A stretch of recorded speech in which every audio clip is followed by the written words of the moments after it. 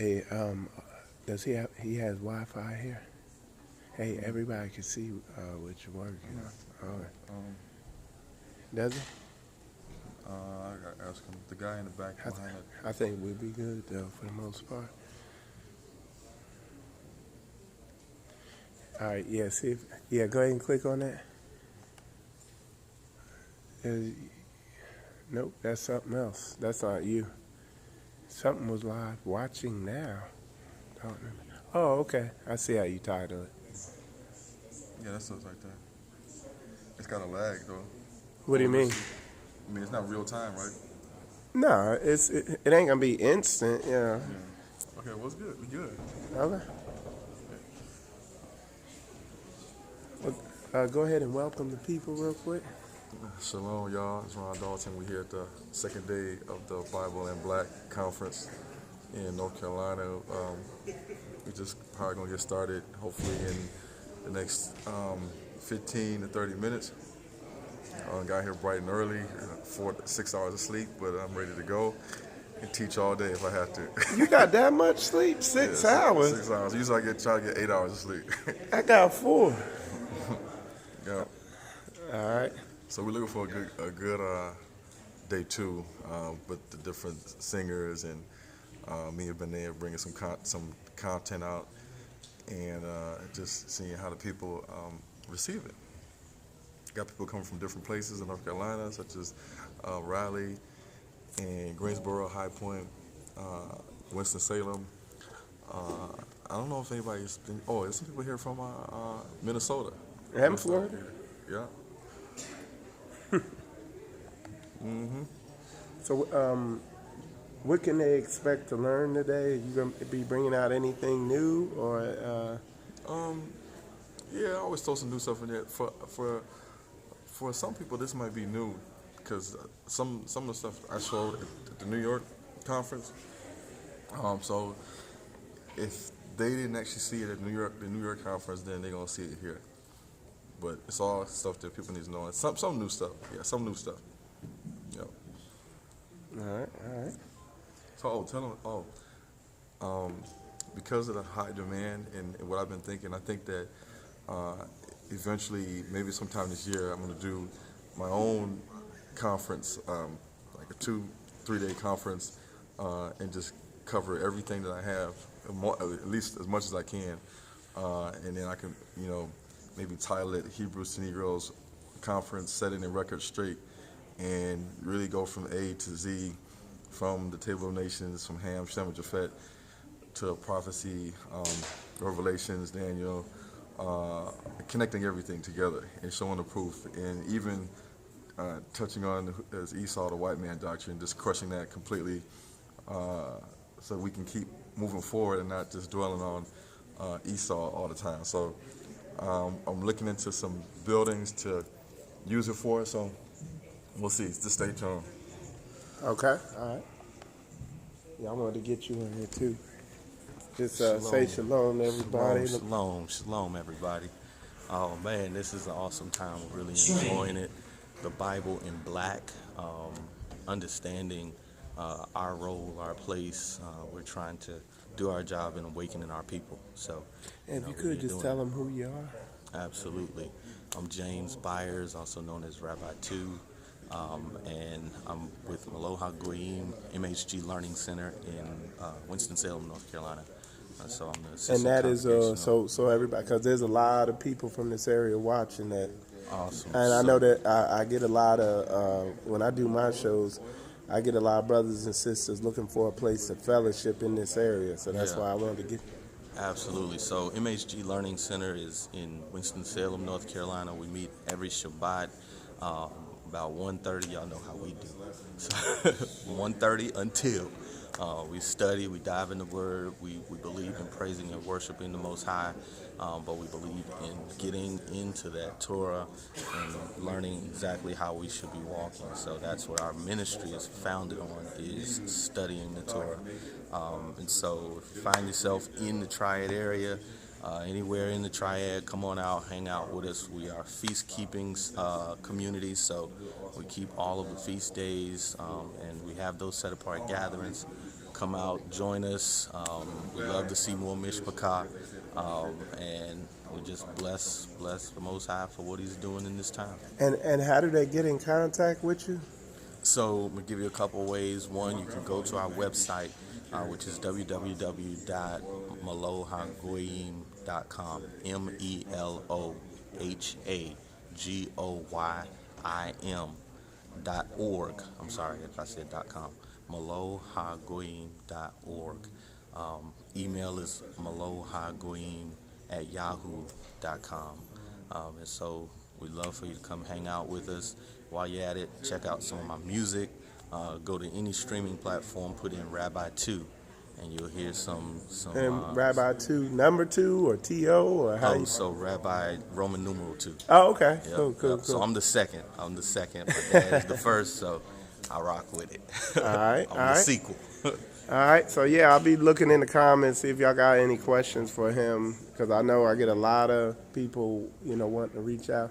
And he's of the same organization? He's in Charlotte. So we got a brother here that's, if you're in the Charlotte area. Okay, so let me go on over. So as soon as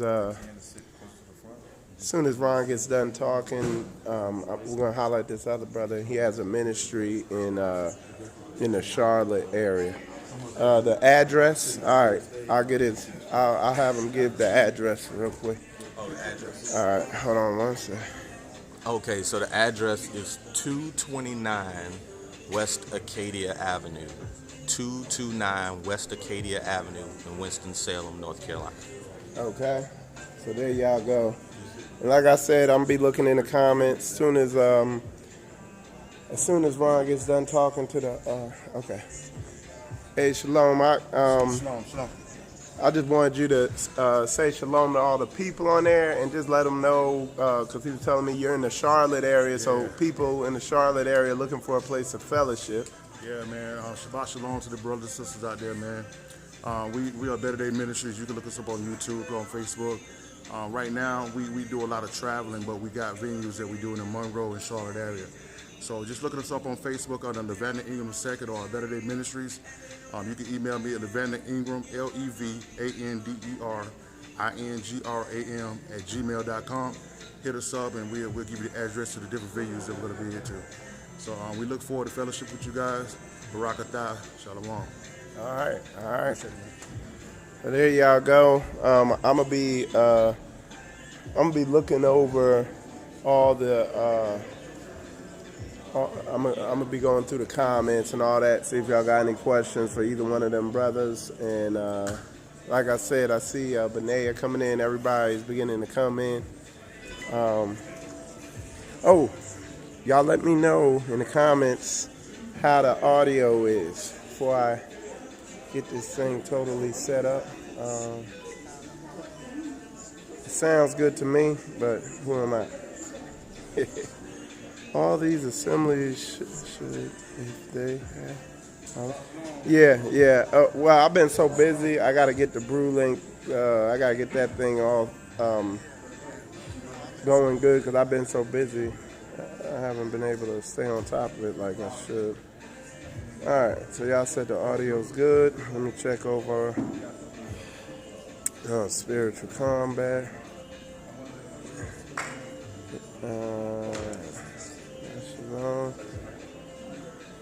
Okay, so we're good there.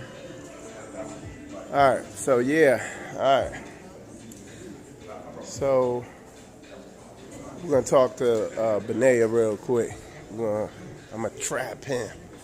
Hey, Benaya, hey, say shalom to everybody. Shabbat shalom, Shabbat shalom, Mishpachah. And just talk a little bit about how the conference has been going and what all is going to be coming out today. Yeah, so family, so last night was really just an opener. You know, we introduced newcomers to the faith as far as, you know, what we will be covering today. Mm-hmm. You know, Brother Ron talked a little bit about some of the traditions, the oral traditions. Mm-hmm. Didn't really get into the DNA analysis, but hopefully, you know, he'll get into some of that today. Also, what I did as well was I went into a little bit about the origins of the so-called Black Hebrew Israelites. Right. because I won't name any names, but sometimes people will put out videos talking about, where did this black Hebrew Israelite thing come from? They'll say, well, it came from this guy in 1965, and he said that he woke up, he had a revelation, a vision, and and they'll go on from there. I heard some people talk about 1967. Some folks talked about the folks from Demona as being the starting point for it. Some people will even go back to like Nat Turner, or sometimes like around the early 1800s. But the truth of the matter is, it's all false. Like, it's all false. And some of the stuff that I went into yesterday was just to show people that with just a little bit of a research, and just looking at the old books, you can see that the old books were talking about the Israelites and the Jews, the Hebrews were being black. Very dark, very black complexion. So it's not anything that we as black folks manufactured or came up with, right? And that's what I touched on a little bit yesterday. We'll review some of that this morning during my session, and then we're going to go into the history, because a lot of with this being like 1619, and folks talk about 400 years, Senate served, it's important for us to know the history, what we were doing before 400 years, what caused us to go into the 400 years, and then also to walk it to present day, because a lot of the reason why folks today don't know that they're Israel is because we don't know how we got to the west coast of Africa. We don't know what we were doing before we got to the west coast of Africa, and then we don't know how we went from the west coast of Africa over here to the States, over to where we are today. So, so y'all willing, we'll get into some of that. I only have 2 hours. Only? Well, because a lot of this stuff is really meant for. I know. It's really meant for like videos, and y'all, most y'all willing, me and Ron will hopefully put something out. Right. But the thing about these conferences is that I literally have to pick and choose. Like, I can't do everything, right? I got to do. Let me just pull this out, this one out, this one out, this one out. So and the main thing is just to the things you do. It does is get people familiar with the type of information you're bringing out, and then you can direct them to your to your YouTube or whatever. That's right. And speaking of, let them know how they can get in contact with you. Yeah, so Benaya, you can go to YouTube. Right now, my presence for the most part is on YouTube. So you can go to, look up Benaya, Benayah, Israel, on YouTube. And hopefully you'll when you type it in, you might see a blue lion. That's usually my logo. And there's some videos out there about hidden Hebrews, which kind of goes into the history, like, the history of who we are today. Okay. So that's it. All right. Appreciate it, man. All right, Shabbat Shalom. All right. So yeah, y'all, that's Brother Benaya. People are steadily coming in. This place is getting packed. We're gonna be live for the whole event. So what I'm doing right now, just setting the camera up. I'm gonna test everything, and y'all are gonna help me out. Y'all gonna let me know how this slide looks when I get that camera mounted in here. So y'all bear with me. But yeah, I'm gonna get this thing all set up, and y'all gonna let me know how the quality looks on here. And if y'all can see Ron's slides, because I know he's gonna have a lot of slides on here. So y'all bear with me on here. Alright. Alright. Alright.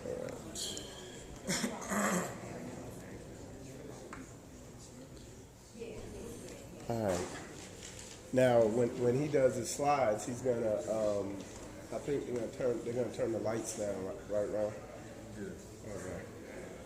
So yeah, so I'm gonna try. Let's see if I get this thing a little closer, but at the same time, I don't want to interfere with the people in attendance. I don't want to interfere with their view of what's going on. So it's a delicate balance. Okay. We're gonna get it, man. We're gonna make this thing work. Okay, I see how I'm gonna do it too. So in the comments, if y'all could let me know how that view is, or if I need to make it better. Like I said, these brothers are gonna be bringing out a lot of information, so I want to make sure y'all can see it pretty clearly. What I'm gonna do.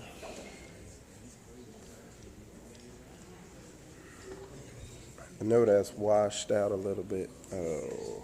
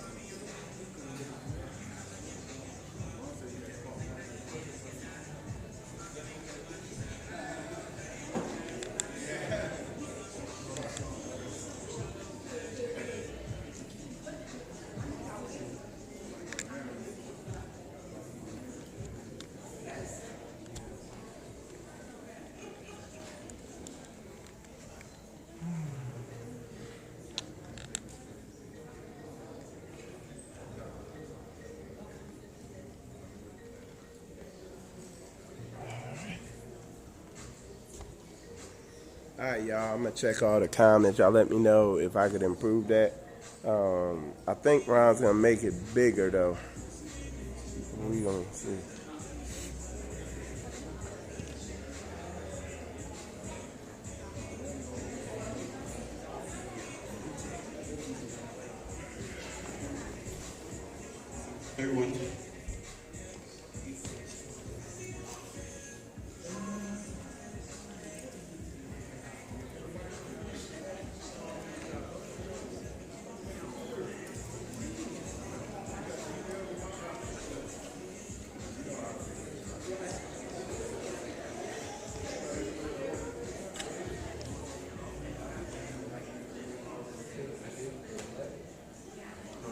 Okay, so is the delay? Are you saying that my voice is lagging behind? Like you see my mouth move, and then my voice is lagging the audio. So let me know.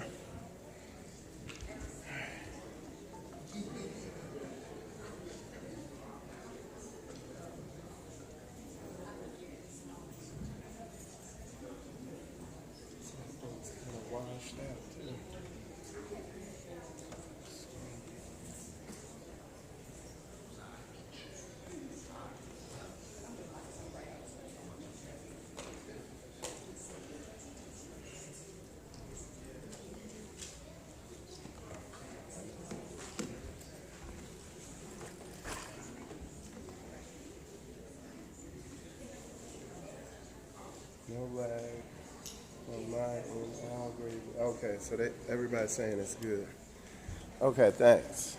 Sometimes, especially if you're watching over there on the book, because I don't want to say the name on here, but anyway, if you're watching over there on the book, you will have to refresh it periodically.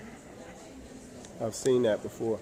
Hey, Ron, could you put a full-size slide up there real quick with some writing on it? And I'm going to see if the people can see the writing.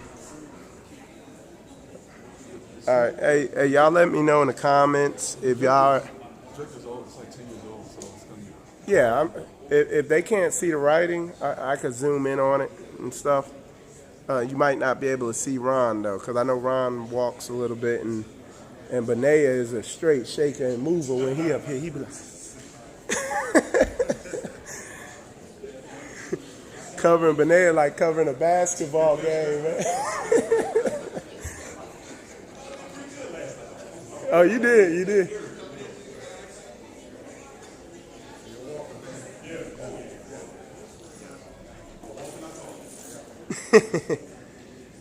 Oh, yeah, so.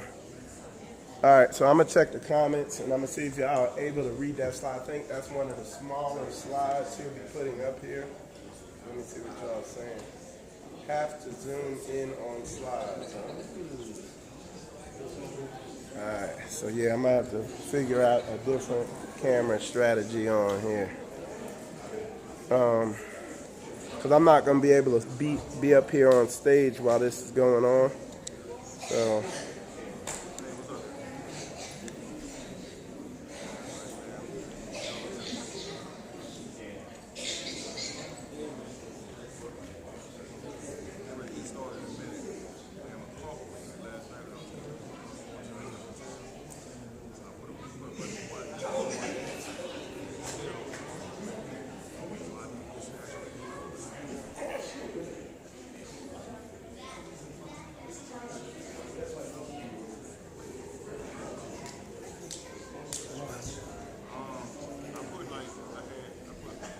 Swing.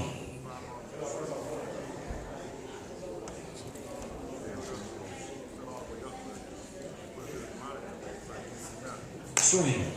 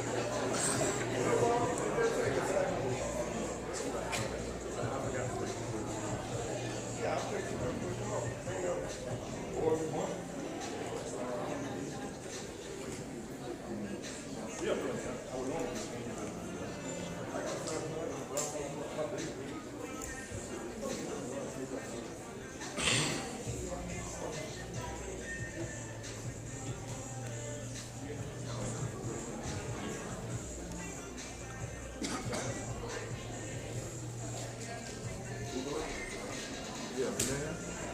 Like banana. We both did.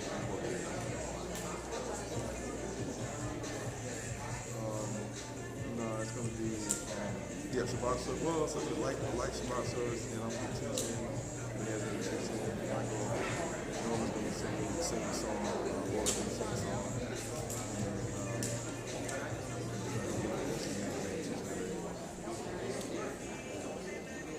Tomorrow, like I said, a movie and some TV and today we're talking about today.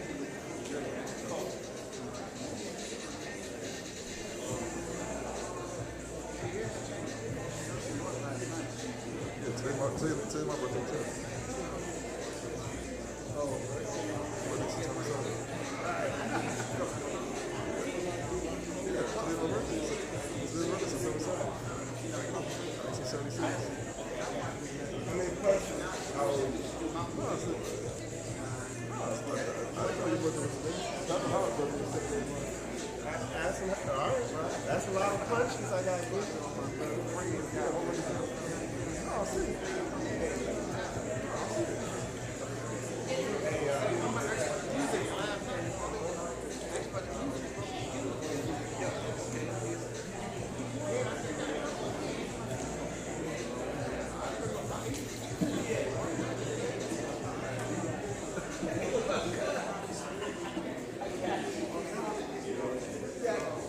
Shalom, brother. Shalom.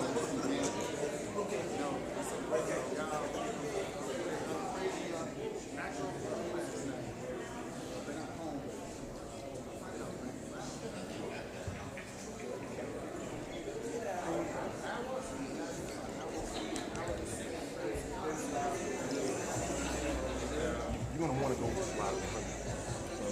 Slide 100. Have another after sex. Put it on. It's on there. Slide, I think it's on slide 100. I have Norman's playing in it. But just whenever you get a chance. That's the only one I wanted to. What's the name of the file? It's actually embedded, and that might be probably the reason why I didn't play, because I actually have it embedded.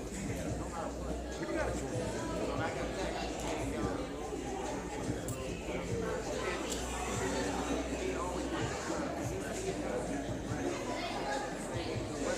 Last minute hits. Yeah, I just wanted to show people this. Before, just 10 minutes.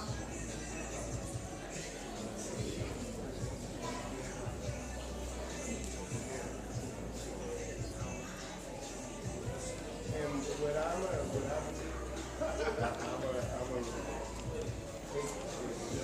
Getting you.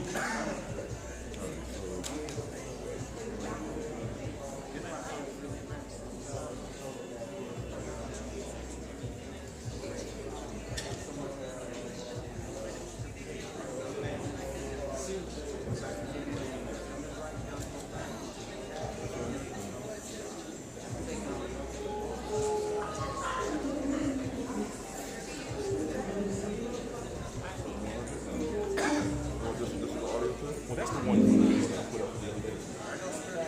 That's what I was going to start off with.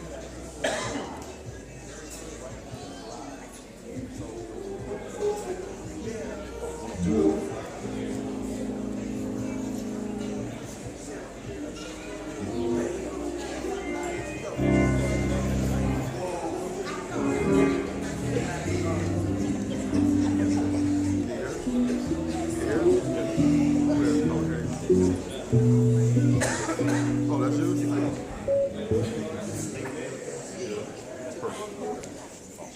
But that's it. It's small.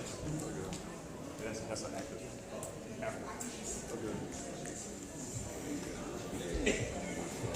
All right, cool.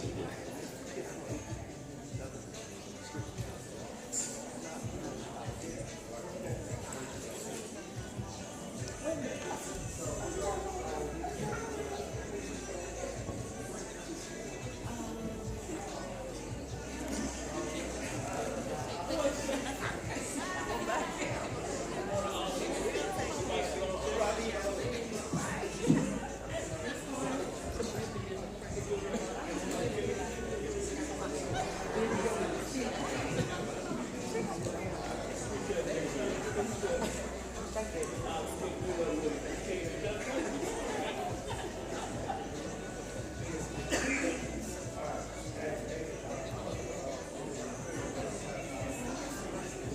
morning, everybody. Good morning. We're going to ask all those who are in the back to start kind of moving up some because we got a lot of presentation we need to do on the screen. Just want to make sure everybody be able to see the words. So we got some open faces up here in the front. Don't be too shy. We all in together. And as you begin to move up, I need y'all to go around and start greeting each other this morning. Shabbat shalom to the mornings and some hugs. Get this tension out of the room. Right? Get down to the Most High. What y'all all tense for? Get that tension out y'all shoulders, man. Yes, sir.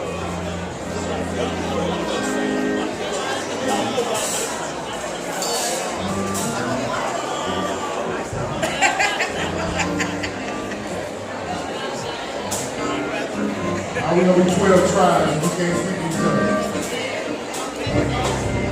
I can't even get a Shabbat shalom. I can't get a shalom without you.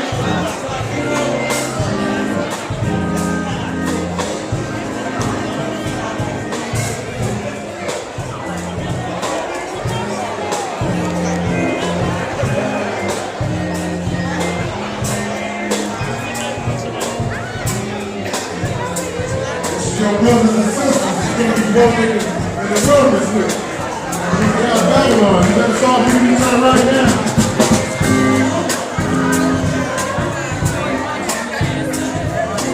You can't get all in here. And you get tough adjustment and you get into the wilderness.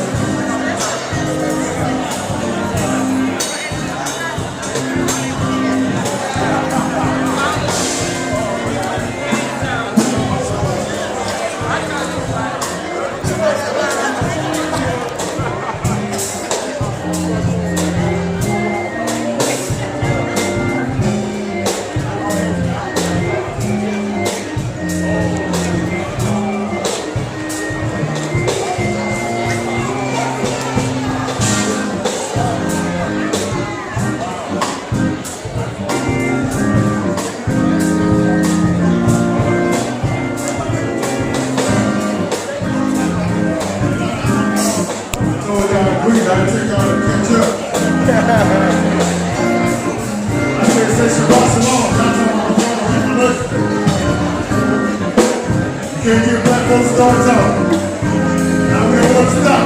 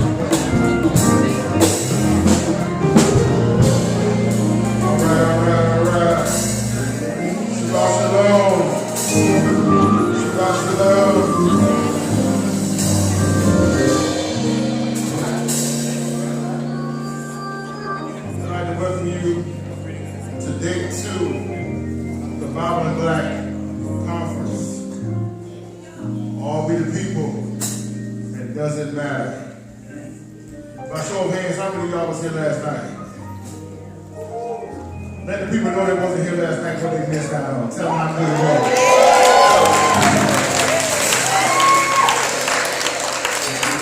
Yes, sir. But you know, just like in the parable of the sower, when Christ told the story about the workers in the field, he said that some came out early that morning, right at sunrise. He said some came out in the next hour, and then he went back into the marketplace and he found some more, and they came out the next hour. And then some came out 1 hour, right before they got done. And some people felt like because they were there early, they deserved more pay. But ain't it good to know that Christ said we all gonna get the same amount of pay? Everlasting life. We know that God. So you might not have been here last night, that's okay. We got the seats warm for you. We praise the Most High, how the atmosphere says. But I got some good news for you. You're in the right place now. Hallelujah. First, I give all praise and honor to the Most High, and the Christ as well as the Holy Spirit. To Dr. Bannister for opening his doors to us. To Temple Memorial Baptist Church for your gracious hospitality. Let's give them a round of applause.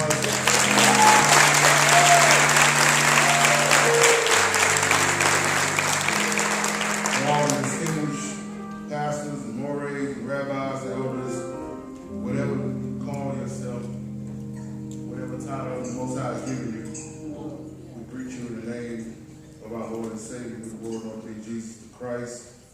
Some say Yeshua, some say Yeshua. As long as you call him, it's all that matters this morning. Hallelujah.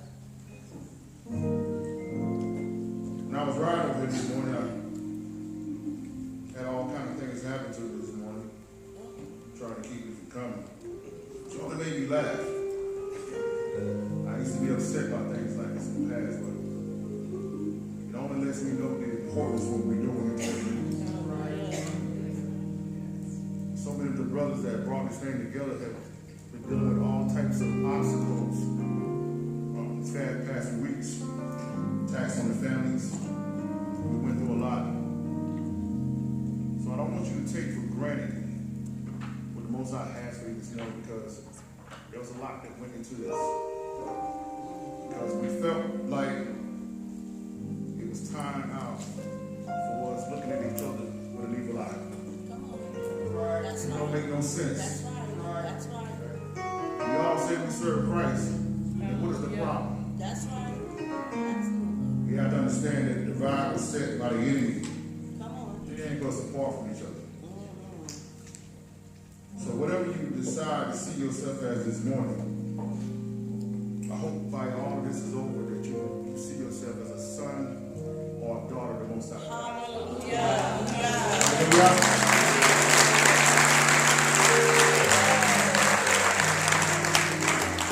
I'm going to read a couple scriptures here this morning. We'll do Psalms 105, Psalms 147.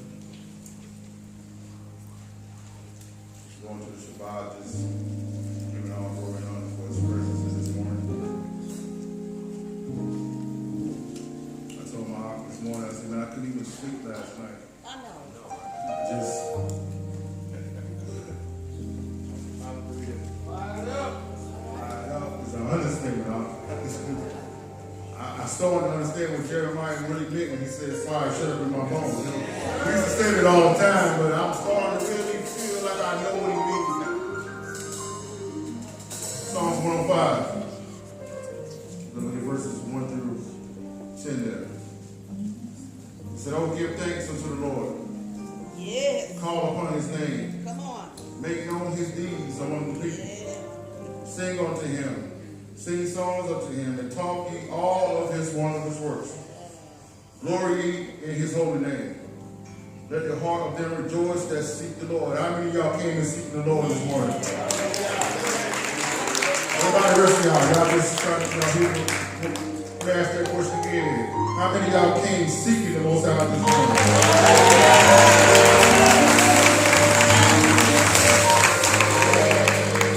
Therefore says, seek the Lord and his strength. Seek his face evermore. Remember his marvelous works that he have done, his wonders and his judgments of his mouth. O ye seed of Abraham, his servants, ye children of Jacob, his chosen. I'm going to read that again. O ye seed of Abraham, his servant, ye children of Jacob, his chosen. Hallelujah. He is the Lord our God. I'm going to say that again. He is the Lord our God. I'm going to say that again. He is the Lord our God. His judgments are all in all the earth. He hath remembered his covenant forever, the word which he commanded to 1,000 generations, which covenant he made with Abraham, and his oath unto Isaac, and confirmed his saying unto Jacob for a law, and to Israel for an everlasting covenant. I'm going to say that again. And confirmed the same unto Jacob for a law, and to Israel for an everlasting covenant. I don't care what they say. I don't care what the enemy tries. We have an everlasting covenant.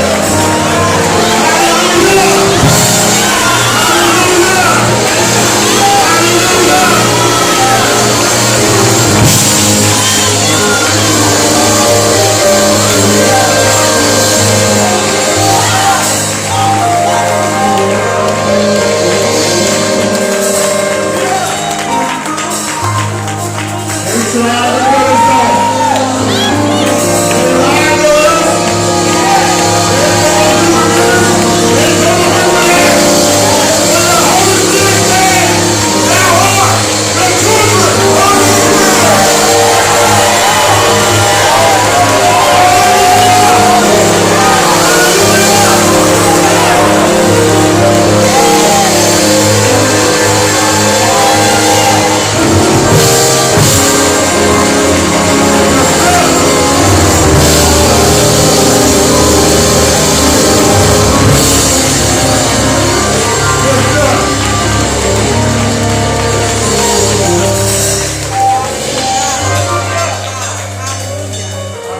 Fully understand what Isaiah 54:17 means now.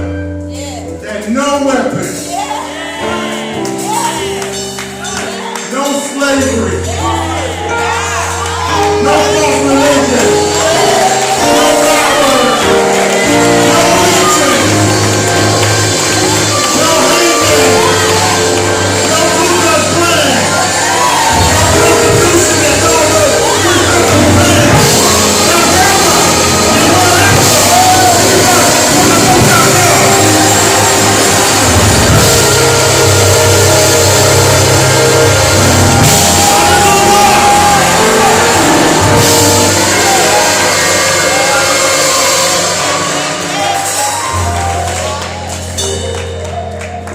Hallelujah. Hallelujah. Thank you, Father. It's just funny, man. Hallelujah. All of us got stories. Yeah. I saw it all over y'all faces last night. But you know what I also saw in the spirit? The release of the bonds. Some of the scales begin to fall from your eyes. Some of y'all this morning still a little uneasy. But I decree this morning, the authority is given to me by the power of Christ and his precious blood. And every scale, every hindrance, every obstacle, every connection, every bound, every stronghold, great cloud, broken this morning.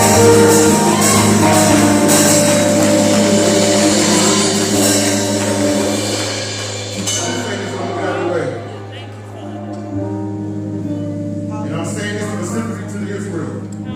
To all of you who identify yourself as Christ said in John 4:24 that we must worship him in spirit and in truth.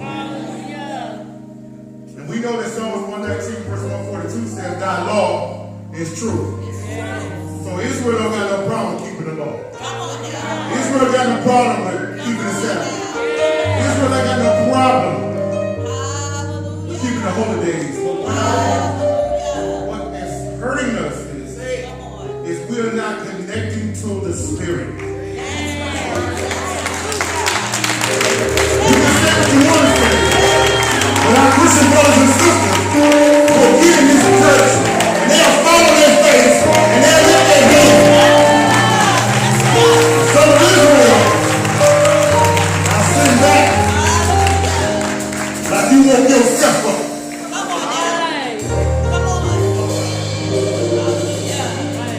He said you must worship him in spirit and in truth. So if you ain't worshiping him, you ain't in truth. If you have not bowed your knees to Hamashiach, you ain't in truth. His presence is here this morning. Everybody stand to your feet.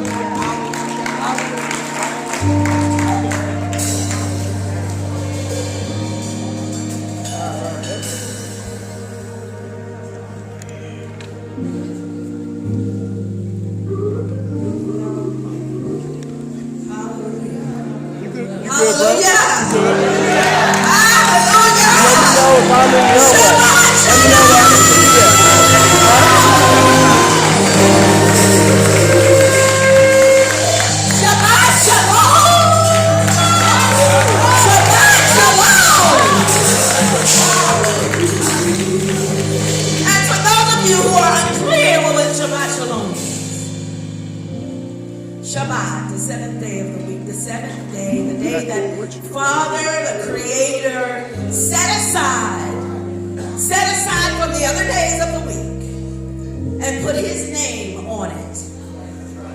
Allowed for the little piece of eternity that's to take part in his day of peace. Shalom means that the Creator of the universe give you completeness and wholeness, that there's nothing broken, nothing missing in your life. So we say Shabbat Shalom. Hallelujah.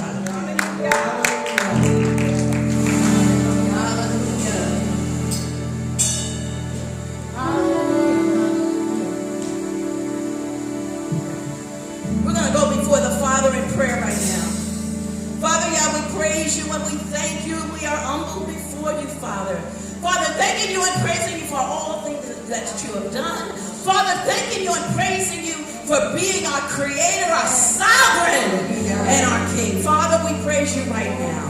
Father, right now we come before you humbly with bowed down hearts, Father. Bowed down heads, Father. Acknowledging you that you are the great and sovereign King of Israel. Great and sovereign King of the universe. So, Father, first and foremost, we ask for forgiveness of our sins. If there's anything that we have done, anything that we have said with our mouth, thought in our hearts, done with our hands, Father. Father, that we ask for forgiveness of our sins. Father, purge us with hyssop, and we will be clean. Wash us, and we will be white as snow. Oh, Father, we will teach transgressors of your ways. Oh, Father, yeah, Father, we thank you.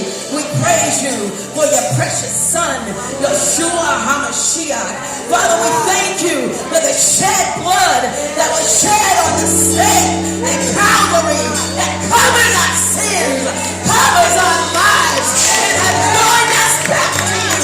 Father, we thank you today. Father, we thank you for this great gathering. Father, we thank you for all of those who pressed their way here, Father. Father, we just ask that your Ruach HaKodesh reign in this place today, Father. That your spirit reign here today. That any other spirit that tries to come in this place, that your spirit reigns supreme, oh Father. We thank you and praise you for those who are on their way, oh Father. Give them safe travels. Father, we thank you and praise you for our speakers today. We thank you for their lives. We thank you for the gathering of the house of Israel all over the world. Father, we praise you, we love you, we adore you today. In the wonderful, matchless name of Yeshua HaMashiach, we pray this prayer of faithfulness. And the people of God say, hallelujah! Hallelujah!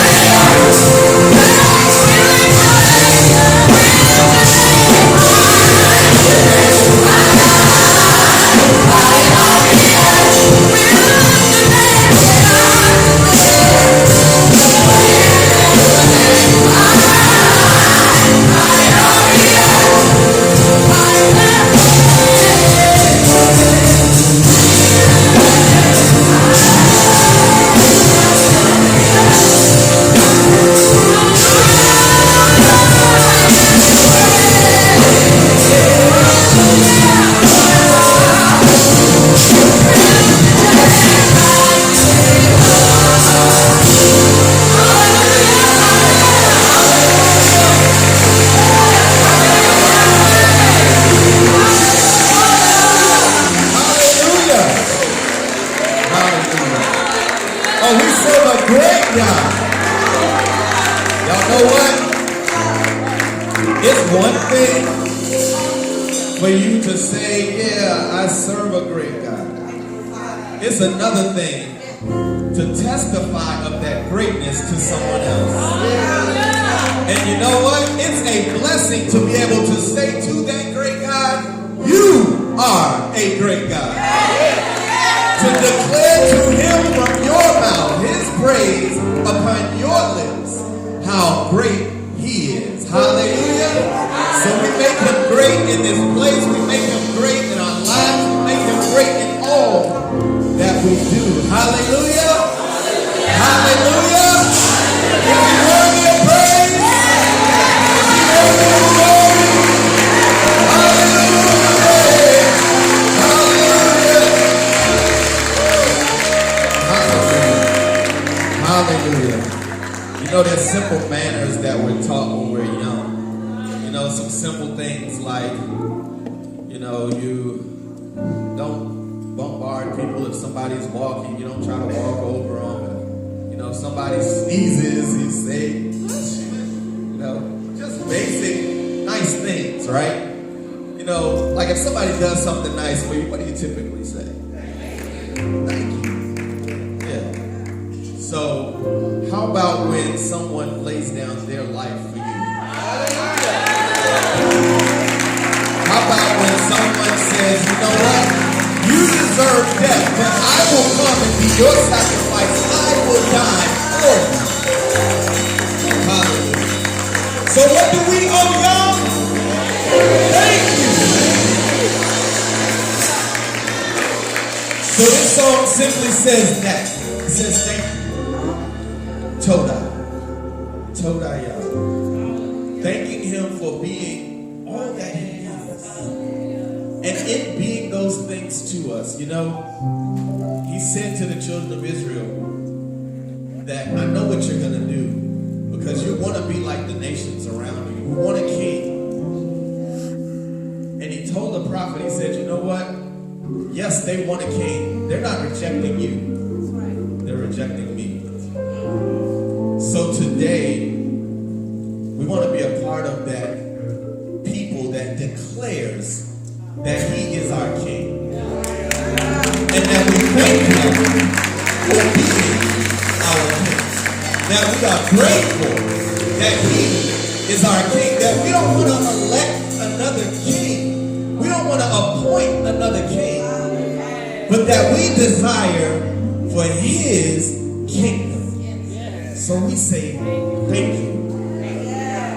We say we are grateful. And we are absolutely thankful for all that he has done. Hallelujah. Hallelujah. Hallelujah. Father, we just thank you right now for your Shabbat. Hallelujah, for the ability to rest in you. And as we thank him, just think back on the fact that many of us shouldn't even be here on this morning. Hallelujah, because the scripture tells us that the wages or the cost of sin is what? It's death. But we're living and we're breathing. Hallelujah. So we just say thank you. In the Hebrew, that's Toda. Say Toda. Toda, just for being who you are. Father, we thank you. Hallelujah. Thank you, Father.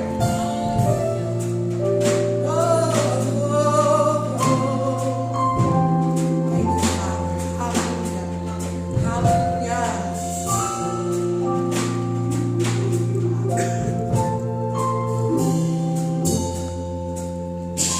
My heart is thankful. My heart is grateful for all that you've done for me. Can I say thank you? Can I repay you? I'll just say Toda to you, my King.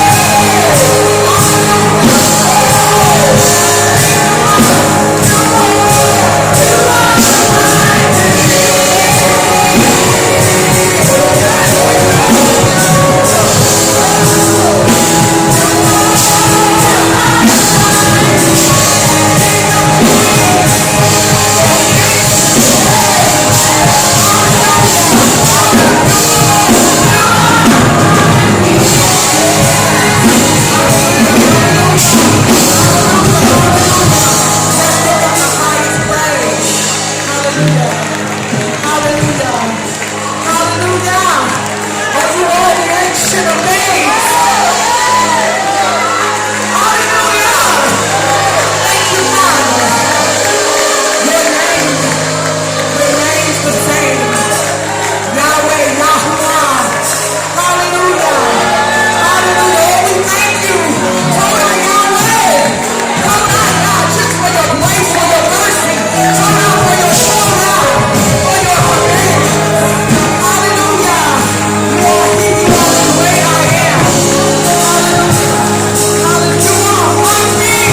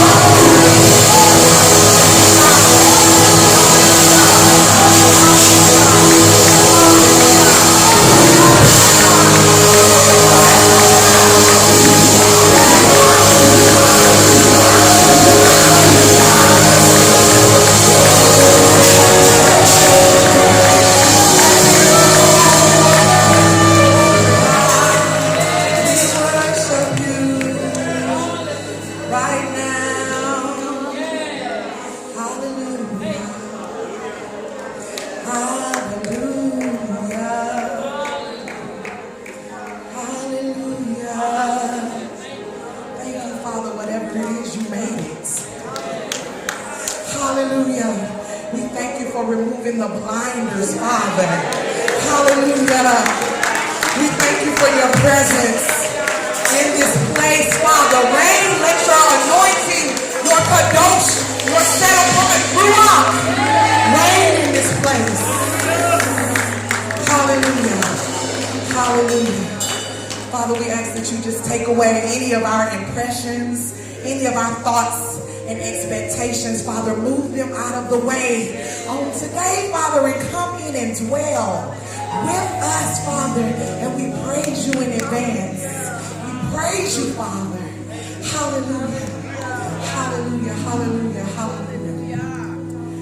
Toda Yahweh. Toda Yahweh. Oh, we thank you, Yah. Toda Yahweh. I'm so thankful you're my King.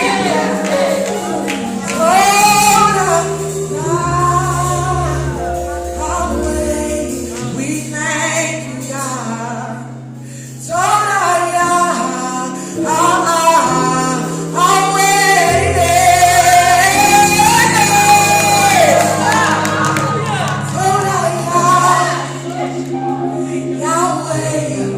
for choosing me. I'm so thankful you're my King. Oh, I don't know about you, but I'm so thankful you're my King. And I can sing your praises all day long. 'Cause I'm so thankful for the cleansing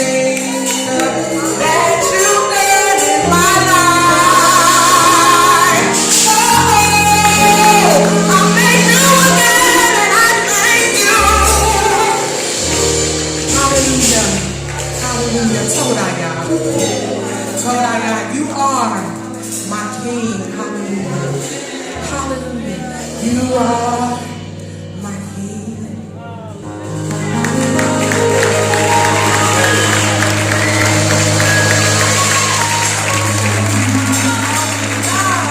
Hallelujah. Hallelujah. Hallelujah.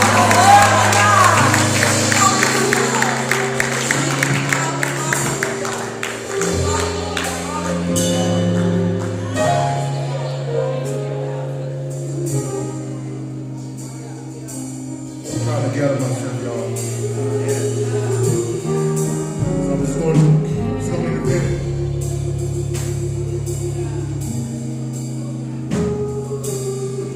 Because some of y'all can understand. I done got past crying in front of people a long time ago, so I don't care.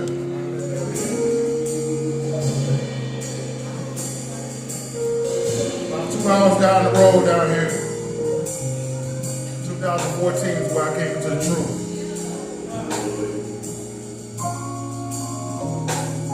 And for 3 years before that, I was traveling all over North Carolina, South Carolina, Georgia, preaching. When I started telling people that I was the children of Israel, every door closed.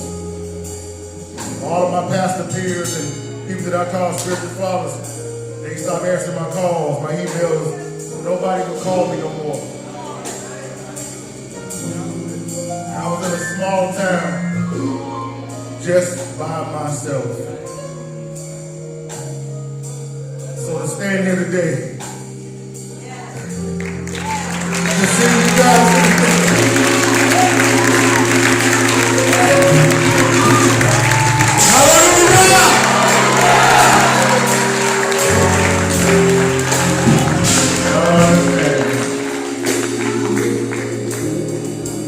We're not going to allow the Spirit to drop here because we got a dynamic Son of the Most High that's coming up here.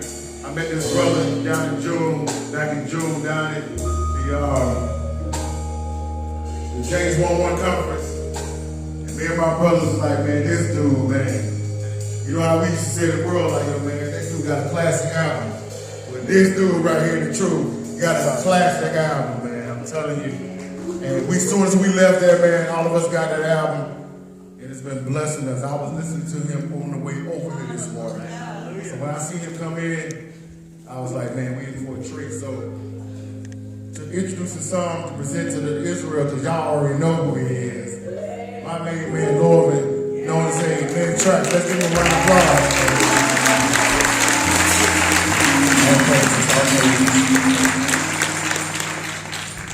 I'm so grateful to be here. I'm very thankful, and I appreciate the Most High for waking me up this morning. And not just waking me up physically, but waking me up spiritually. There's a lot of things that comes and goes, like fashion. It's a trend, it comes and goes. But we know this is awakening, it's not centralized, and it's here to stay. So this is going to be eternal. So I employ everyone that when you are in this truth to walk in your gifts, to make sure you don't walk left or right, and keep enduring until the end, because at the end, that's what all that matters. We have to follow what the Most High says to do. Right? You can't argue against what He says in His Word. His Word is true, His Word is perfect, and we must follow it. Kind of want to keep that ruach going, because I can feel it in here. I have a song called Thanks on my album called Renewal. And it's one of those songs that there's not much lyrics. It's just talking about thanks. And it's repeating thanks, telling the Most High to have mercy on me and to heal me. And this is something that we have to ask the Most High to do, is to heal all of us. Because we've grown up with such traditions that has locked us down for so long. And it's a stronghold. It's really a stumbling block on our family. So we need to be able to release all that, to be healed from that. Thank you. Thank you. Thank you. Have mercy upon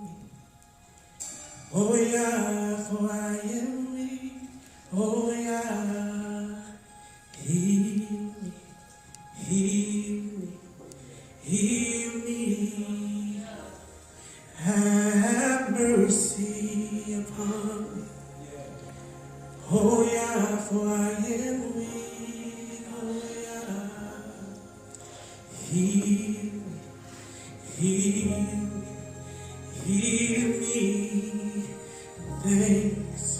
Thanks, thank you. Oh, thank you.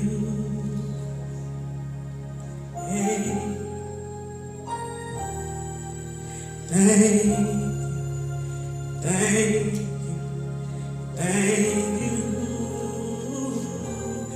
Oh yeah. Thank you. Have mercy upon me. Oh yeah, for I am weak. Oh yeah. Raise your hands up. Heal me. Oh, thank you. Thank you. Oh yeah. Heal me.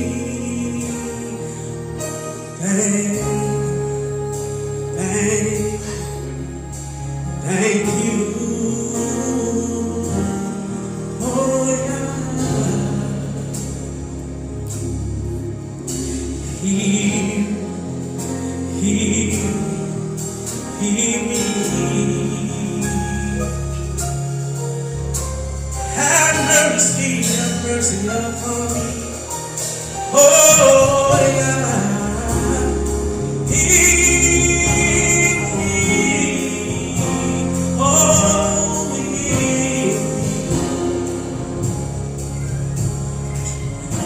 Have mercy upon me. Have mercy upon me. Oh, have mercy upon me. Oh, have mercy upon me. Have mercy upon me. Oh yeah, for I am weak. Oh yeah. Heal me. Have mercy upon me. Oh yeah, for I am weak. Oh yeah. Heal me.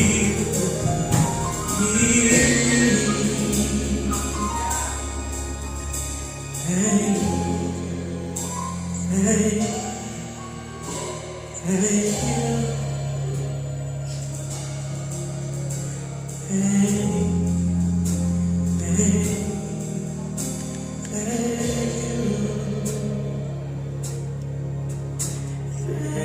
you.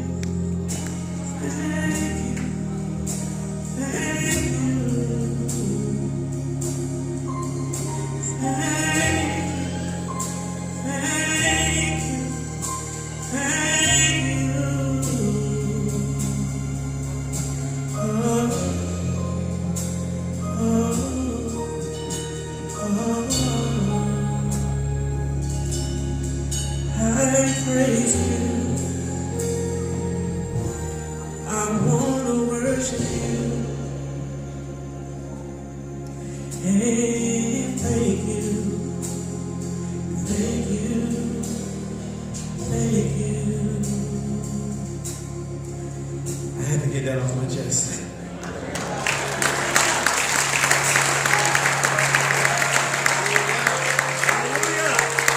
We're not ashamed to praise y'all, are we?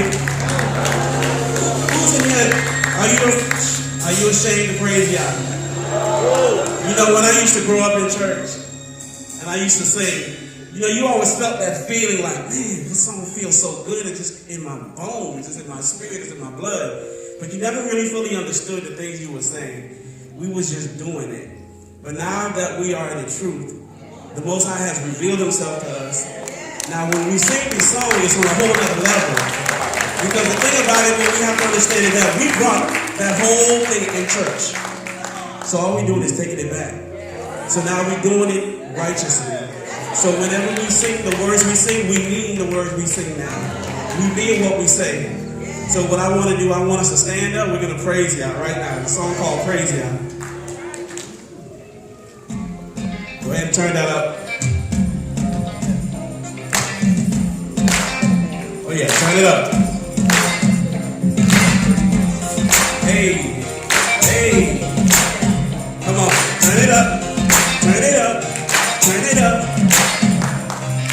Praise ya. Praise ya. Praise ya. Praise ya. Give it all you got with all of your heart. So praise ya. Praise ya. Praise ya. Praise ya. Praise ya. Praise ya. Give it all you got with all of your heart. So praise ya. Only praise ya. I'm here to tell you he's right now. This ain't the time to play. It's time to lead the world better in some better way. This is for my brothers and my sisters. You gotta change all your ways.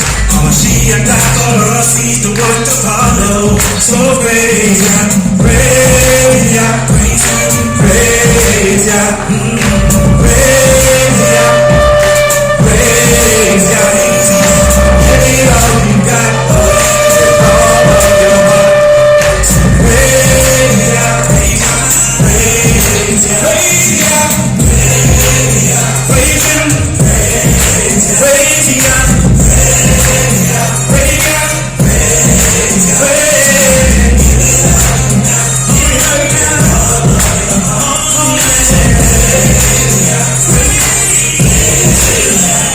nothing you do till the end. It's the truth or lose your friends.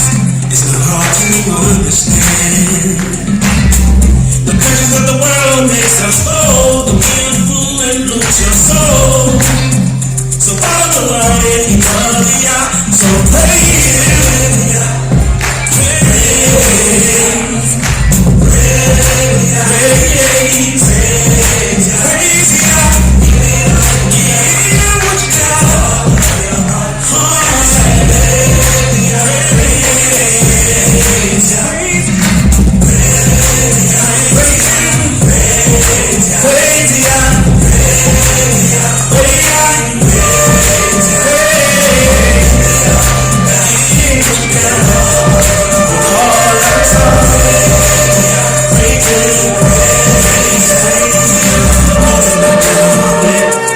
Should you say God forbid? Sorry, that's for my God. Hebrew is in my bloodline. What watches my history? They confederated against me. The curses of the sun that fell on me for my evil. Praise him, praise him. Praise him. Praise him. Praise him.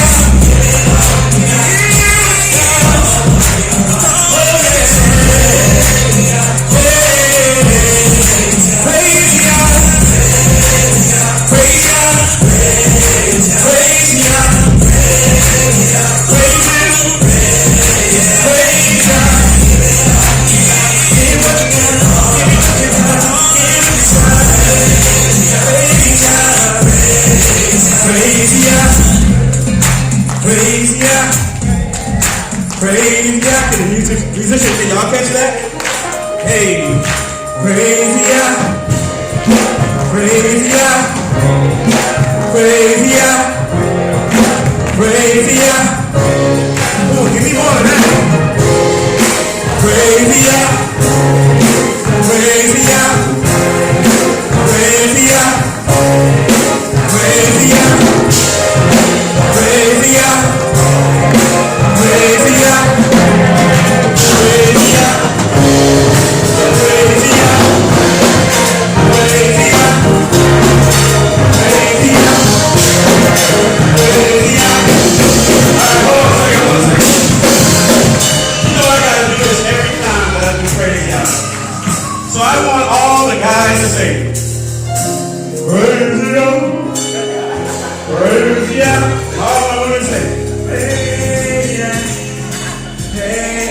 Praise Yah. So I want to do it.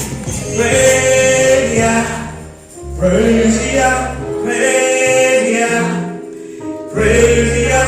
Praise Yah. Praise Yah. Praise Yah. Praise Yah. Praise Yah. Praise Yah. Praise Yah. Lord. Praise Yah. Praise Yah. Praise Yah. Praise Yah. Praise Yah. Praise Yah. Praise Yah. Praise Yah. Praise Yah. Lord. Praise Yah. Harmony. Praise Yah. Praise Yah. Praise Yah. Praise Yah. Praise Yah. Praise Yah. Praise Yah.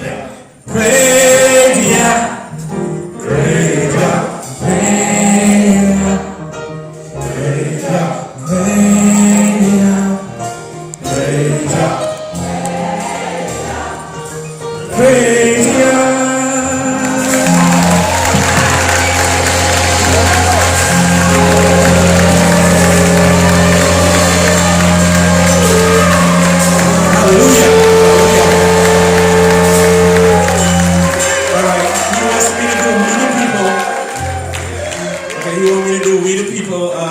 Can you find We the People on that? Should be number 2. You gotta turn it up, you know, you got the 808 pumping. Down, down, turn it up. Hey, hey, this is for my youngins. We the people. Hey, we the people.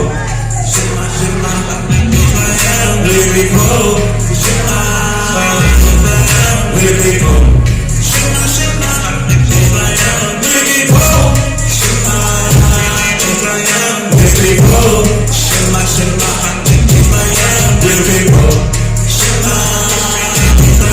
We the people. We the people of the book. I stay humble, I ain't even boasting. I'm just here telling you facts. No more secret, it's gotta be spoken. We out here living a lie. Pretty good, but it's never evil. So put your hands up in the sky. Represent for the chosen people. Melody, yeah, we got out of it. I can see the fear in them when they look at it. I can understand it just as their nature. They don't pick out nothing to some glaciers. They only want to testify, to find them still not guilty. Pride so puffed up, how you living in people. Hey, we people. Shema, Shema, Israel, we people.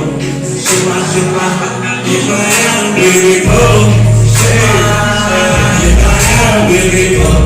Shema, Shema, Israel, we people. Shema, Israel, we people. Shema, Shema, Israel, we people. Shema, Israel, we people. Shema, Shema, Israel. We the people that they took. I stay humble, I will not be shaken. My people is starting to wake up. They minds starting to shake up. They be writing history. Whitewashing niggas forgery. It's all a conspiracy. Cracking counsel for my enemies. They stole our identity. The other way we got our heritage. And how it's working in the field. See, we can get no settlements. So true, they took it too far. On the people that resemble the dog. Perpetually, they really hate us. But we quickly coming out of our heads. Hey, hey, hey, people. Hey, Shema, Shema, hey, we people. Shema, Israel, we people. Shema, Shema, Israel, we people. Shema, Israel, we people. Shema, Shema, Israel, we people. Shema, Israel, we people. Shema, Shout out to my people. Cause I'm going straight hallelujah. Better let it move you. Messiah coming, better let it soothe you. Whoever knew we would be great. On slave ships, we were stowaways. Never made sense that we were throwaways. But it makes sense we hit fadeaways. We serving up ultimate power. The most high, get them hands high. We're turning up ultimate hour. Same people eating that manna. We gotta get that bread. The race line carry no manna. The two now in my head. Ironic, we grew up in wars. Project bros in the ghetto. Which one is there's always a war. Check out Kings in the Chronicles. Brothers overseas, same movie. Escape out of their trying. Worship and praise out of our cage. Dancing is all in our people. Shema, we the people. Shema, Shema, we the people. Shema, we the people. Shema, Shema, hey, Shema, hey, hey, hey, Shema, hey, hey, Shema, hey, hey, Shema, hey, hey, hey,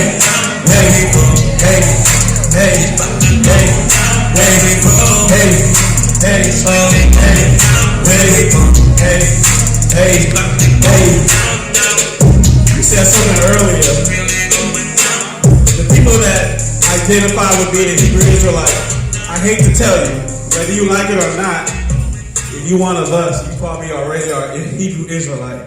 It's whether you accept it or not. Hallelujah! Hallelujah! Maybe one more time, Shema, Israel. We the people.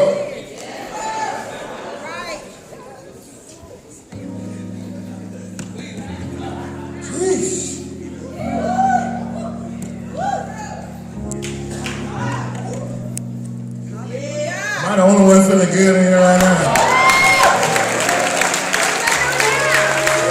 Let me get them so far, man. Let me get them so far.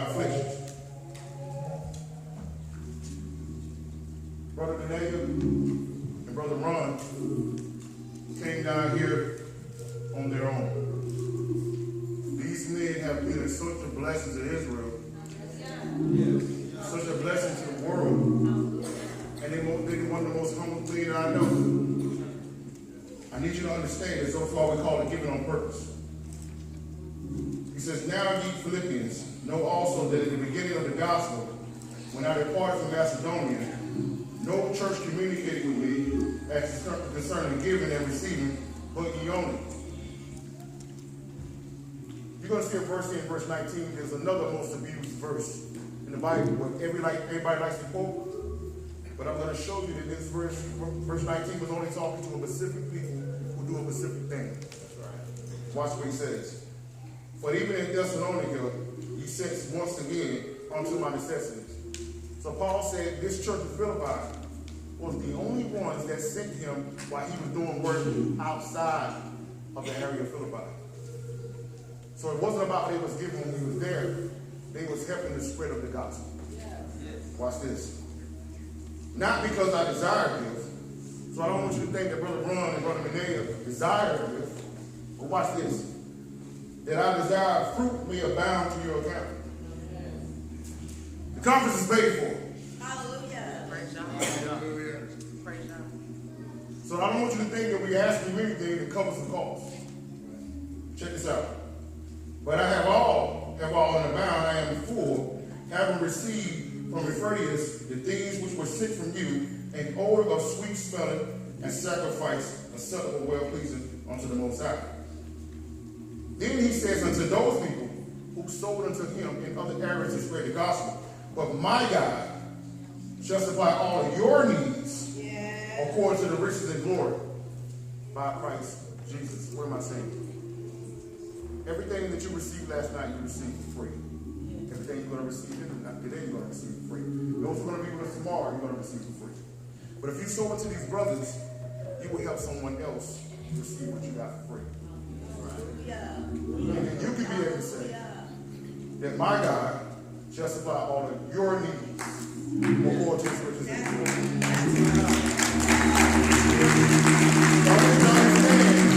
You're not paying for nothing. You're helping Brother Ron and Brother Benega when they go to another city and not charge into another area.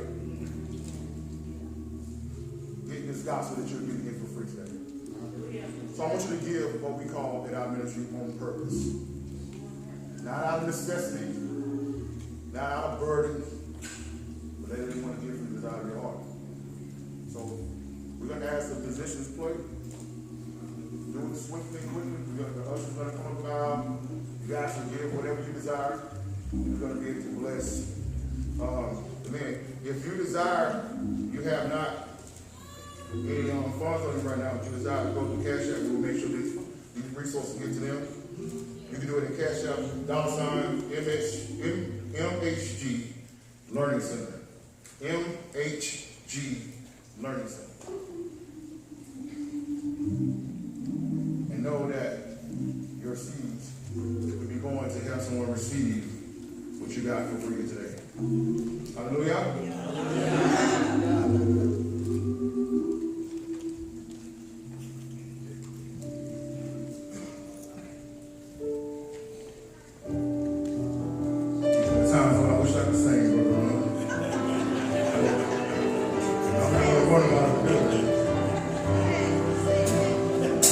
Y'all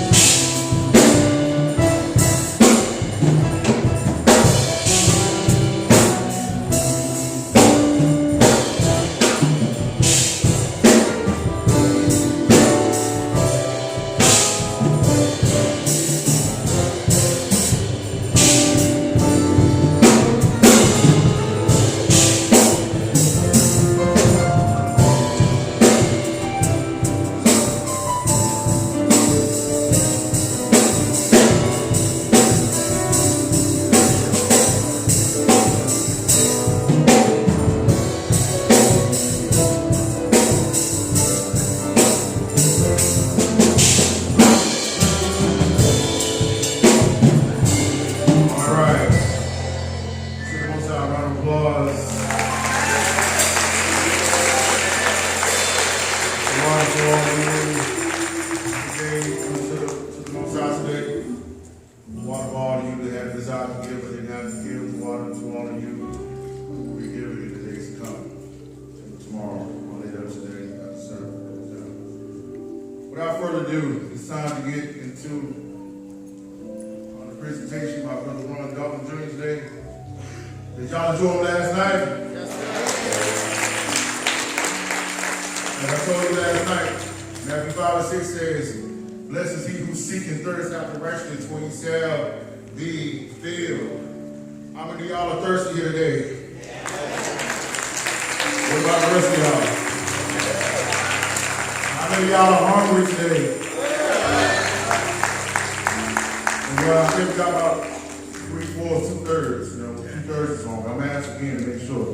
How many of y'all are hungry for the truth today?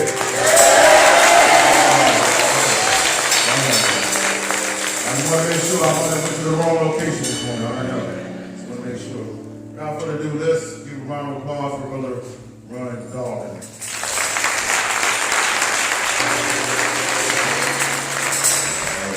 Shalom, everybody. This is a beautiful thing, seeing everybody here today. The Most High and Christ is blessed and pleased. So today, the Bible says that my people are destroyed for lack of knowledge. And the reason why I go so hard into the research, because we really have to understand all of the Bible.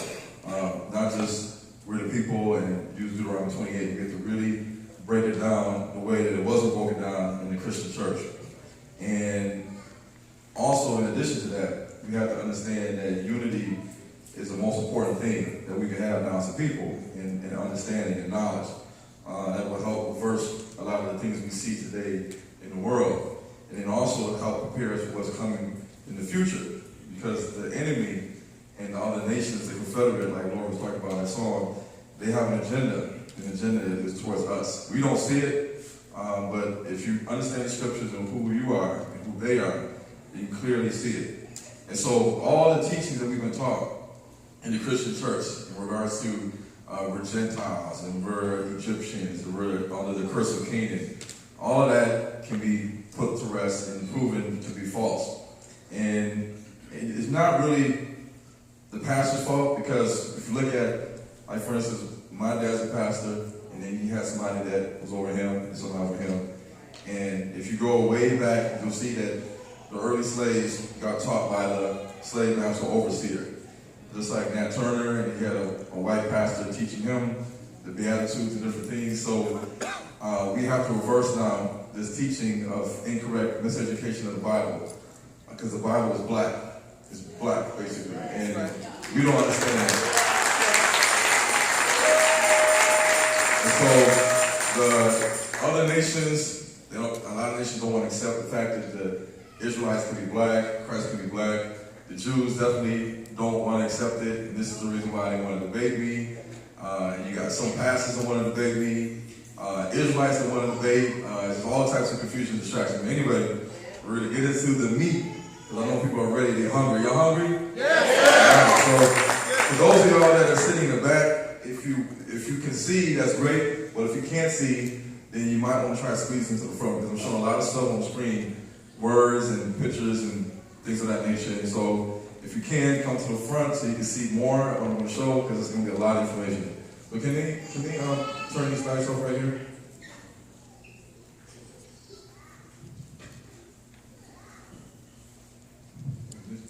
Can these go off or no? Can we turn all these off? All right, y'all, I'm going to zoom in on here so y'all can see the... Yeah, I see the screen. Can these lights go off too?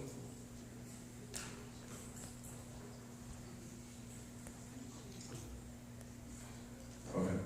All right, so we're going to see today how the Bible all ties in to today, and how the curse of Israel, us not knowing that we're Israelites, can be seen in today's society, with us being at the bottom and they being on top. You'll be the tail, they'll be the head. He shall lend to thee, you shall not lend to him.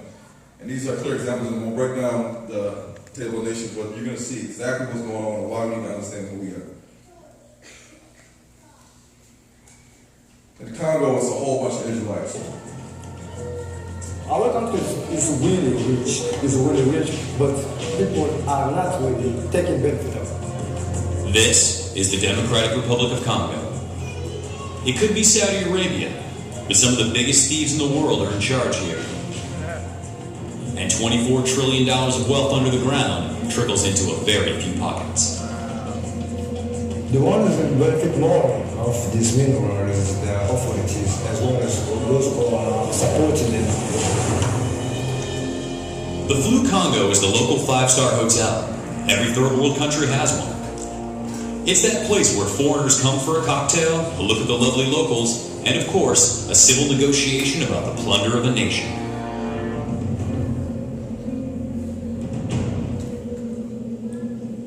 The Flou, that's French for river, is right across the street from the mansion of Joseph Kabila. He is the president, a legitimately elected kleptocratic boy king whose father toppled a 40-year dictator. Nous privilégierons la mise à contribution de nos ressources naturelles pour mobiliser les financements nécessaires à l'industrialisation. And boy does he make those natural resources available. But not to guys like Janique. We met him on the street. He offered to show us his Kinshasa. Nothing's going on in this country. And it's not, we don't have power. So there's no way for you to do, what task at all, even to cook.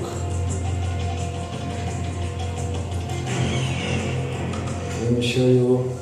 This is a person living. These are my sisters. And she's one is a pupil. And the one doesn't study because of means. We don't have money to pay for education. Why is there so much poverty where there is so much potential wealth? One answer came when Vocative was approached by a government tax inspector willing to be interviewed at great personal risk. Vocative agreed to conceal his identity and alter his voice. DRC cannot live without its mineral resources. In east of Congo there is many mining companies, and all of those companies, they earn money and people are still being poor. Our source explained that when the mining companies receive a tax bill, they simply reach out to their contacts in the government, all the way up to cabinet-level positions in the ministries of finance and mining. In that time, the Minister of Finance went and called the tax administration and said to them, don't ask them enough. According to our source, only 5% of taxes owed by mining companies are ever collected by the government. Since that's avoid on tax evasion. The real problem here that taxes are only covered by the million people. Those powerful men, like ministers, MP, they don't take any taxes. President Kabila's salary is estimated to be over $200,000 per month. Nobody believes that's all he makes. He has filed a tax return only once. So what do you do if you're just a regular guy here? The answer is dig. Dig with your hands. These people, there are men and women toiling in this muck, are like sharecroppers.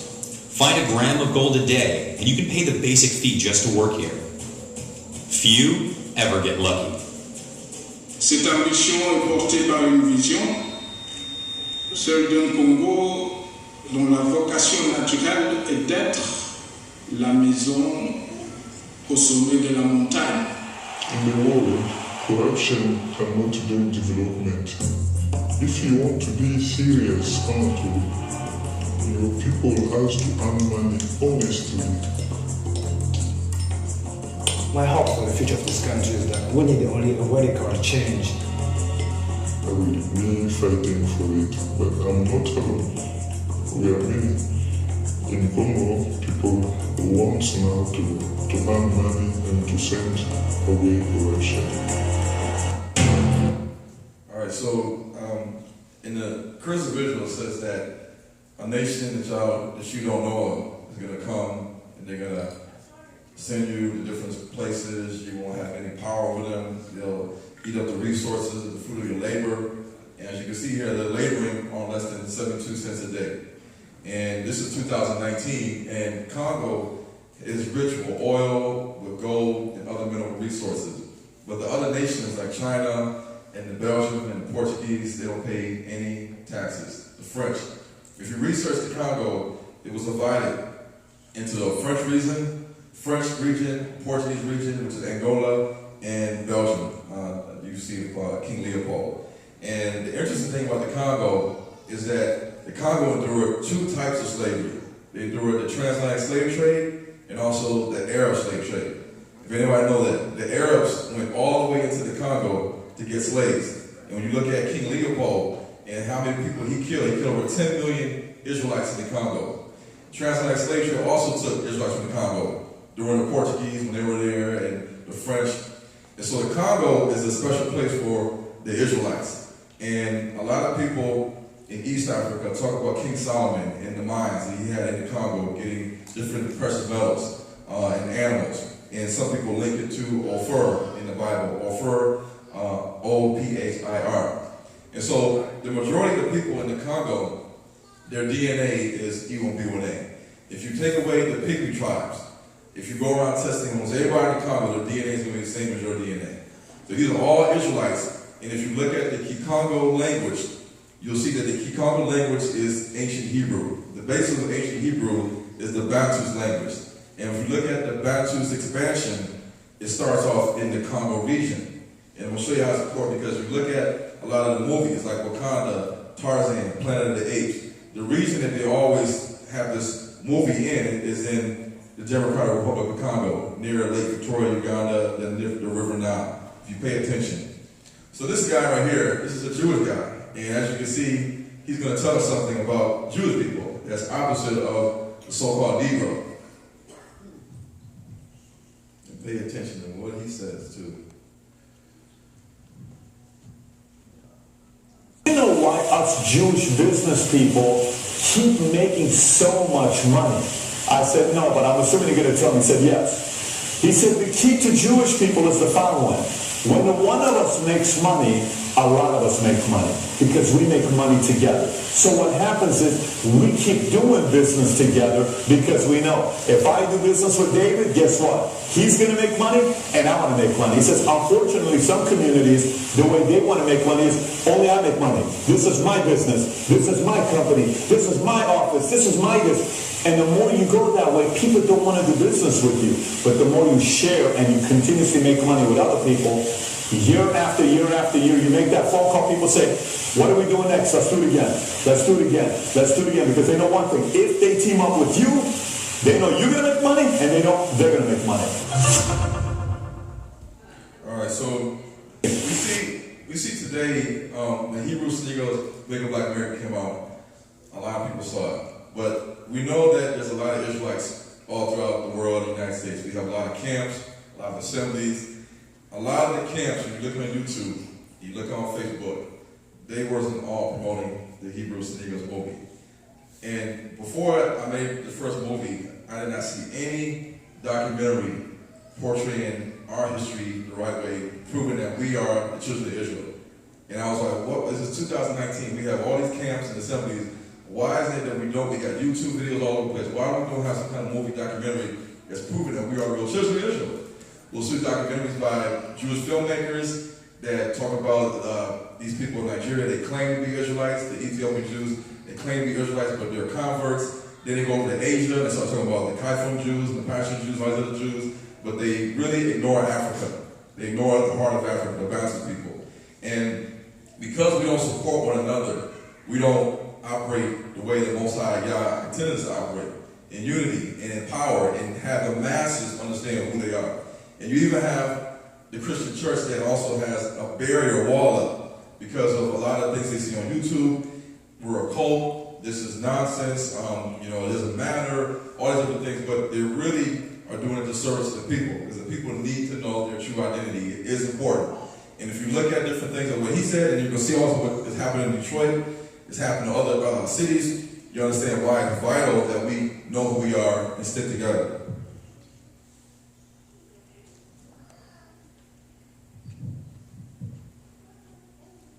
It looks like a couple of local party stores decided to spread hate instead.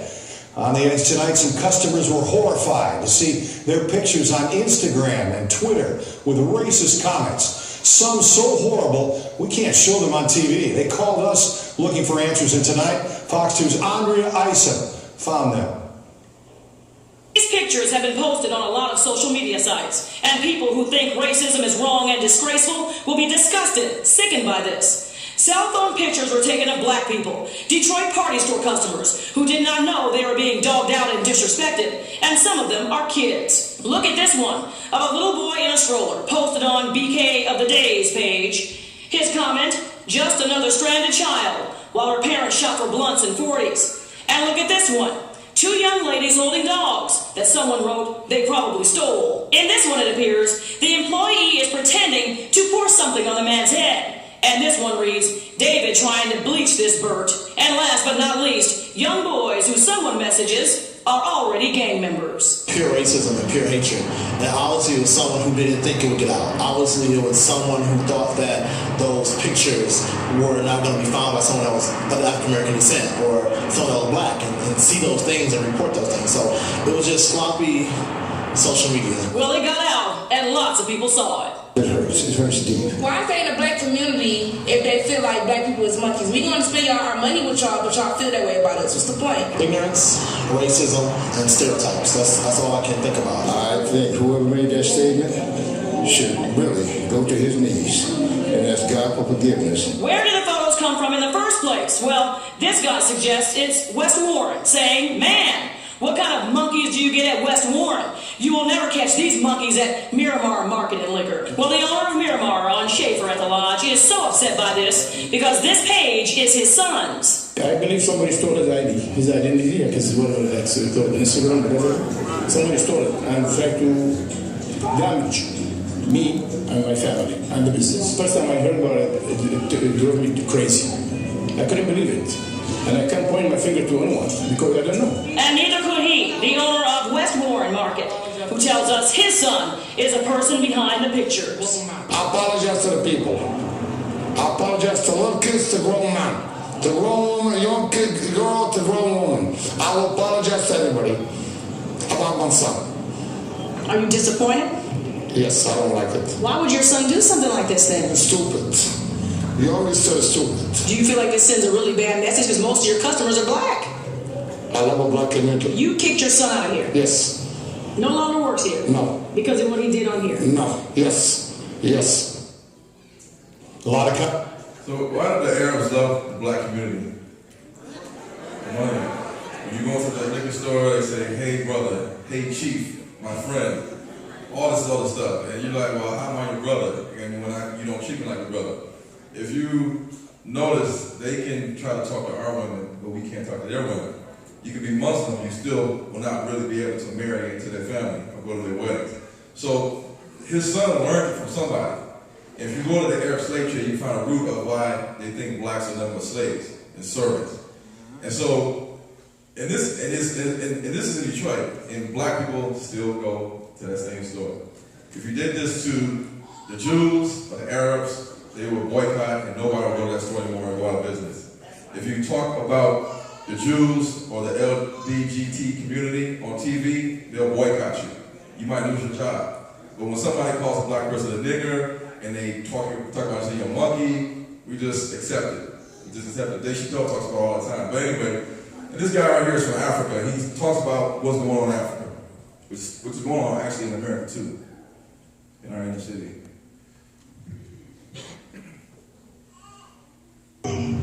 Just want to highlight something that transpired today in a conversation with one of the assistant managers to one of the Chinese wholesale outlet. Excuse me. Talking to one gentleman, he quit his job today. A very popular Chinese food store here in Nassau. He said to me, he said he was sick and tired of the way the Chinese behaves and the way they talk to them. He said today he having a conversation.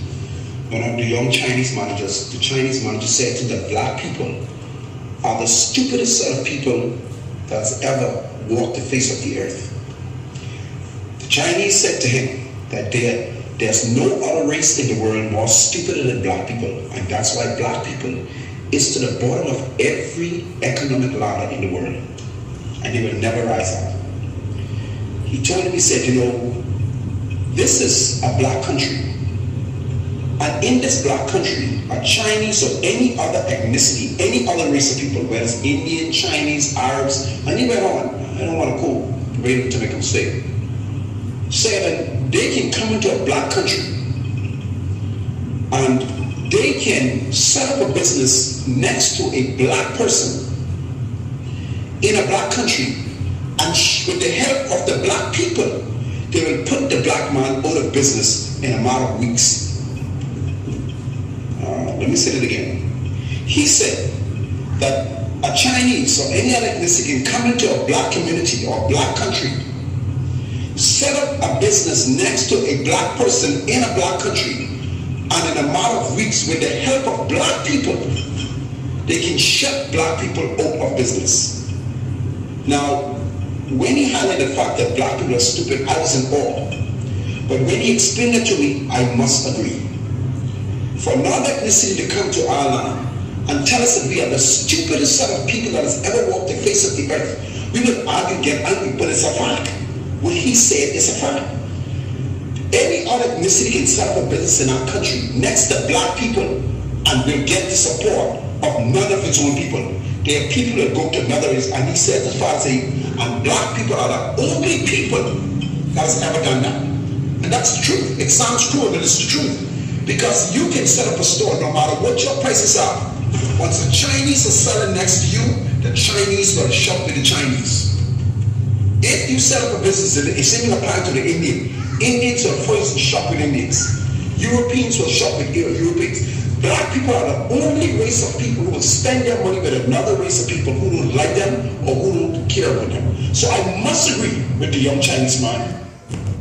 So why is it that what he said is right, and we know it's right, but we still continue every day to shop with the Chinese, with the Asians, the Arabs, the East Indian, the Jews?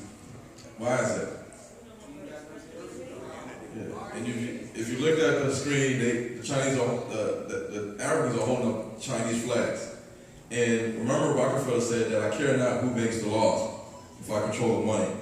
So you look at colonization with the British and the French and the German and the Belgian. Now you're seeing another colonization in Africa with China and Russia and India. They're giving out checks, giving a lot of money, and Africa is going into debt with them. At the same time, they have a goal to take over Africa. They don't understand that. Economic resources, laws, religion, these are the things that are controlling Africa. Religion, economics, and laws. If you control the money, then the governments will also help you pass laws that favor your people. Same in religion, Christianity, Judaism, Islam. A lot of people in Africa follow Islam and Roman Catholicism. And then you have now the Jews are in Ghana. They're in different places in Africa trying to teach the people that are saying we're the Israelites Talmudic Judaism. They're trying to learn about the Ashanti culture, the Akan culture, and also stay close and have embassies in different places in Africa. Why are they doing that? It's for a reason. So we need to understand who we are and who they are. So if you look at this picture right here, this is a picture of the Arabs.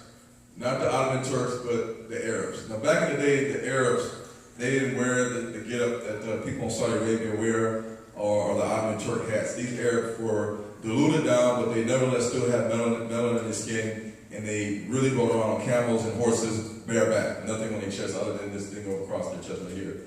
Here are the pictures of the ancient Arabs fighting against the Assyrian troops. And as you see here, they're riding on camels, they don't have nothing on their chest, maybe something around their waist, and they have their hair back, and they're fighting with bows and arrows. The Arabs today don't dress like that. I let you know that they're not the original Arabs. Now, if you look at Mecca, the UV index of Mecca is always around 9, 10, and 11. 11 is about the highest you can get. So it's very hot. You get to be 120 degrees in Mecca and Saudi Arabia. So we know that white nations could not survive in Arabia without being covered from head to toe. So when you look at the old pictures of the Arabs, the weather was still the same, 100 degrees, 110 degrees, 120 degrees. They were able to survive in that weather with nothing on their chest, on their back. So you know they had to have melanin. So when you look at a lot of people that talk about the Arabs in different books in the 1800s, they say that the inhabitants of this part of Arabia nearly all belong to the race of Himyar, which is in Yemen, South Arabia, their complexion is almost as black as the Abyssinians. So they're saying that the Arabs were almost as black as the people in Ethiopia or Sudan. They say that for the Arabs, among these Negroid features, which may be counted normal in Arabs, are the full, rather everted lips, shortness and width of the nose, certain blanks in the bearded areas of the face, between the lower lip and chin, and on the cheeks, large, luscious gazelle eyes and a dark brown complexion, and a tendency for the hair to grow in ringlets. Often the features of the more Negroid Arabs are derivatives of the Dravidian Indian rather than inheritance of Hamitic Africa. So what they're saying right here is that even though they have Negroid features and dark brown skin, that their features are similar to the Dravidian Indian, the Indian that lives in the south, the dark-skinned Indians, because you have the Aryans, you have the Dravidians in the south, like Tamil Nadu and Kerala and Sri Lanka. So they're telling you now what some of the sons of Shem through Ishmael kind of look like, rather than in the heritage of Hamitic Africa. So the true Arabs initially wasn't looking like people all the time in Africa, in the land of Ham. So although the Arabs of today are sharply differentiated from the Negro of Africa, yet there must be been a time when both were represented by a single ancestral stock, Abraham. In no other way can the prevalence of certain Negroid features be accounted for in the natives of Arabia. So we know that the ancient Arabs were black, they had some Negroid features, and these also kind of look like the people in India, in the south. So this is South Yemen, Socotra, island off the coast of Yemen. They have melanin. Some of them look like they're from India. But then some of them also look like they're black. So this is the Arabs we see today. This is the Arab that you might see in Qatar or Oman or Dubai. These are the Arabs that had started the initial slave trade. This is Zanzibar, which is in Tanzania on East Africa. African slaves in Zanzibar, Hebrew Israelites. So this is another picture of an ancient Arab in the early 1900s. In the book of Jubilees says, and he gave to Ishmael to his sons and to his sons of Keturah gifts, and he sent away from Isaac his son, and he gave everything to Isaac his son, and Ishmael and his sons, and the sons of Keturah and their sons went together and dwelt from Haran, which is in the Sinai Peninsula, to the entering in of Babylon, Iraq, in all the land which is towards the east facing the desert. And these mingled with each other, and their name was called Arabs and Ishmaelites. You see Arabs today in Saudi Arabia that are black, Negroid looking, but they don't show these pictures, like Michael Israel talked about in the second movie. Land of Ham. A lot of Jewish people will say, you guys are Cush. If you watch the YouTube channel, Karaite Jews for Judaism, is calling me out saying that you guys are Cush. You know, just stop saying that you guys are Israelites. So let's see who are real Cushites, because we're not the Cushites, we're the Israelites. So a lot of books also talk about the Negro is not related to the son of Ham. The Negro, not the son of Ham. Cush was one of the sons of Ham. So you got other people saying the same thing, but the Jews believe that we are Cushites from the son of Ham. What does man say? Man says they are the children of Israel. The Jews say we're the Cushites. You have the Jews talk about the Gentiles. This is in America, Jewish Historical Society of Greater Washington. Beach Club, Gentiles only, no dogs. Unmasking the Gentiles. All right, so what does man say? Our pastor says, I'm a Gentile. Wait a minute, what's a Gentile? Now the reason why blacks and Hispanics or Negroes, Latinos, Hispanics are called Gentiles because we don't understand our true identity. These are just bywords. Also, you see signs, privileges of the swimming pool are extended only to approved Gentiles. All right? So in the Bible, it's important to understand the table of nations. We have the sons of Japhet, who by these were the isles of the Gentiles, and you also have the sons of Ham, Cush, Mizraim, Put, and Canaan. So we're going to cover this. The Bible also says in Luke 21:24, it says, and they, meaning the Israelites, shall fall by the edge of the sword and shall be led away captive into all nations. And Jerusalem shall be trodden down of the Gentiles until the times of the Gentiles be fulfilled. All right, so that's telling you in Scripture that Jerusalem is going to be taken over by the Gentile, non-Israelite nations. And we know that the Israelites were led away captive into all nations. All right, so let me go further, because we don't have a lot of time, but here we see the land of Ham, we see Shem, we see an overlap with the land of Ham and Arabia. see here, this is the kingdom of Saba, or the Sabaeans of the lineage of Cush, and also some parts of Arabia, because they mixed. And you'll see that these pictures depict them to have hair kind of like this guy right here. Not straight hair flowing down their neck like the Arabs or Caucasians, but hair like Negroid feature type of hair. And they still live in Arabia, and they have woolly hair like black people. So they have more Negroid features, and some of them look kind of like they also could be from India as well, in the south. So in Yemen, old Yemen was called Arabia Felix. Now you see the Sabaeans, the kingdom of Saba, the kingdom of Sheba, Cush, it's in our Bible. In the Hebrew, it's Shaba or Sabaean or sometimes Sheba, depending on which Hebrew Strong's concordance you look at. So these guys are descendants of Cush and also Shem, through Ishmael, or some might say Jotan, one of the sons of Shem. If you look at the Yemeni Arabs, they've been diluted down with the Ottoman Turks, so they have a little bit of melanin in their skin, and their hair is a little bit different than typical white-skinned Arabs. And here you see Ethiopian Jew, who has half the DNA of Cush and half the DNA of the Israelites. So we know about Queen Sheba and King Solomon. So it makes sense to see that the Ethiopian Falasha Jews have half their DNA being from Cush and half their DNA from being from the Israelites. Cush meaning Sudan and parts of Ethiopia. And so this is just something to pay attention to with the sons of Shem. Now, Cush begot Nimrod. Nimrod, the beginnings of his kingdom, was in Babel, which is Babylon, Iraq, Akkad County in the land of Shinar, which could be Iraq and Iran. Now, if you look at Ethiopia, so we now know that Nimrod was the son of Cush. Cush is synonymous with Sudan and Ethiopia. The Greek term for Ethiopia, when we get the word Ethiopia, means burnt faces. So thus Ethiopia in the Greek, in English also would mean land of burnt-faced people. This is a guy from Ethiopia, from the Hammer tribe. Part of his DNA is from Cush, Y-DNA-A. And he also has E1B1B, which I'll talk about later in regard to some of the Edomite influence in Egypt and Sudan, with Hadad the Edomite. And so the ancient depictions of Christ by the Ethiopians were black. This is the Ethiopic version of Christ, or Mary and the Son. And then we see Christ on the cross, John the Baptist and Christ. This is the Roman depiction. So true Cushite, or what they call today Nilotic blood, are in South Sudan, parts of Ethiopia, Kenya, Tanzania, Mozambique, and South Africa. Now remember, everybody living in Kenya are not Israelites. Everybody living in Ethiopia are not Israelites. Everybody living in Sudan are not Israelites, but you have a mixture of the sons of Ham and the sons of Shem, or the Israelites, even in South Africa. So today, the Cush kingdom is created by a mixture of tribal chiefs from Nilots, or Nilo-Saharan. They speak the Nilo-Saharan language. Bantu people or Negroes speak the Niger-Congo language. And over in East Africa, you'll see the Asiatic language, the Afro-Asiatic language, and you also see the Cushitic language. So for the Nilots, or Cush, or the Nubians, you'll see the Nuba tribe, the Luau tribe, which is Barack Obama's father, the Maasai tribe, the Nuer, the Shilluk, the Dinka, the Anuak, and others, such as the Okoli, Olor, and Kakwa. Kakwa was of the lineage of Idi Amin's father.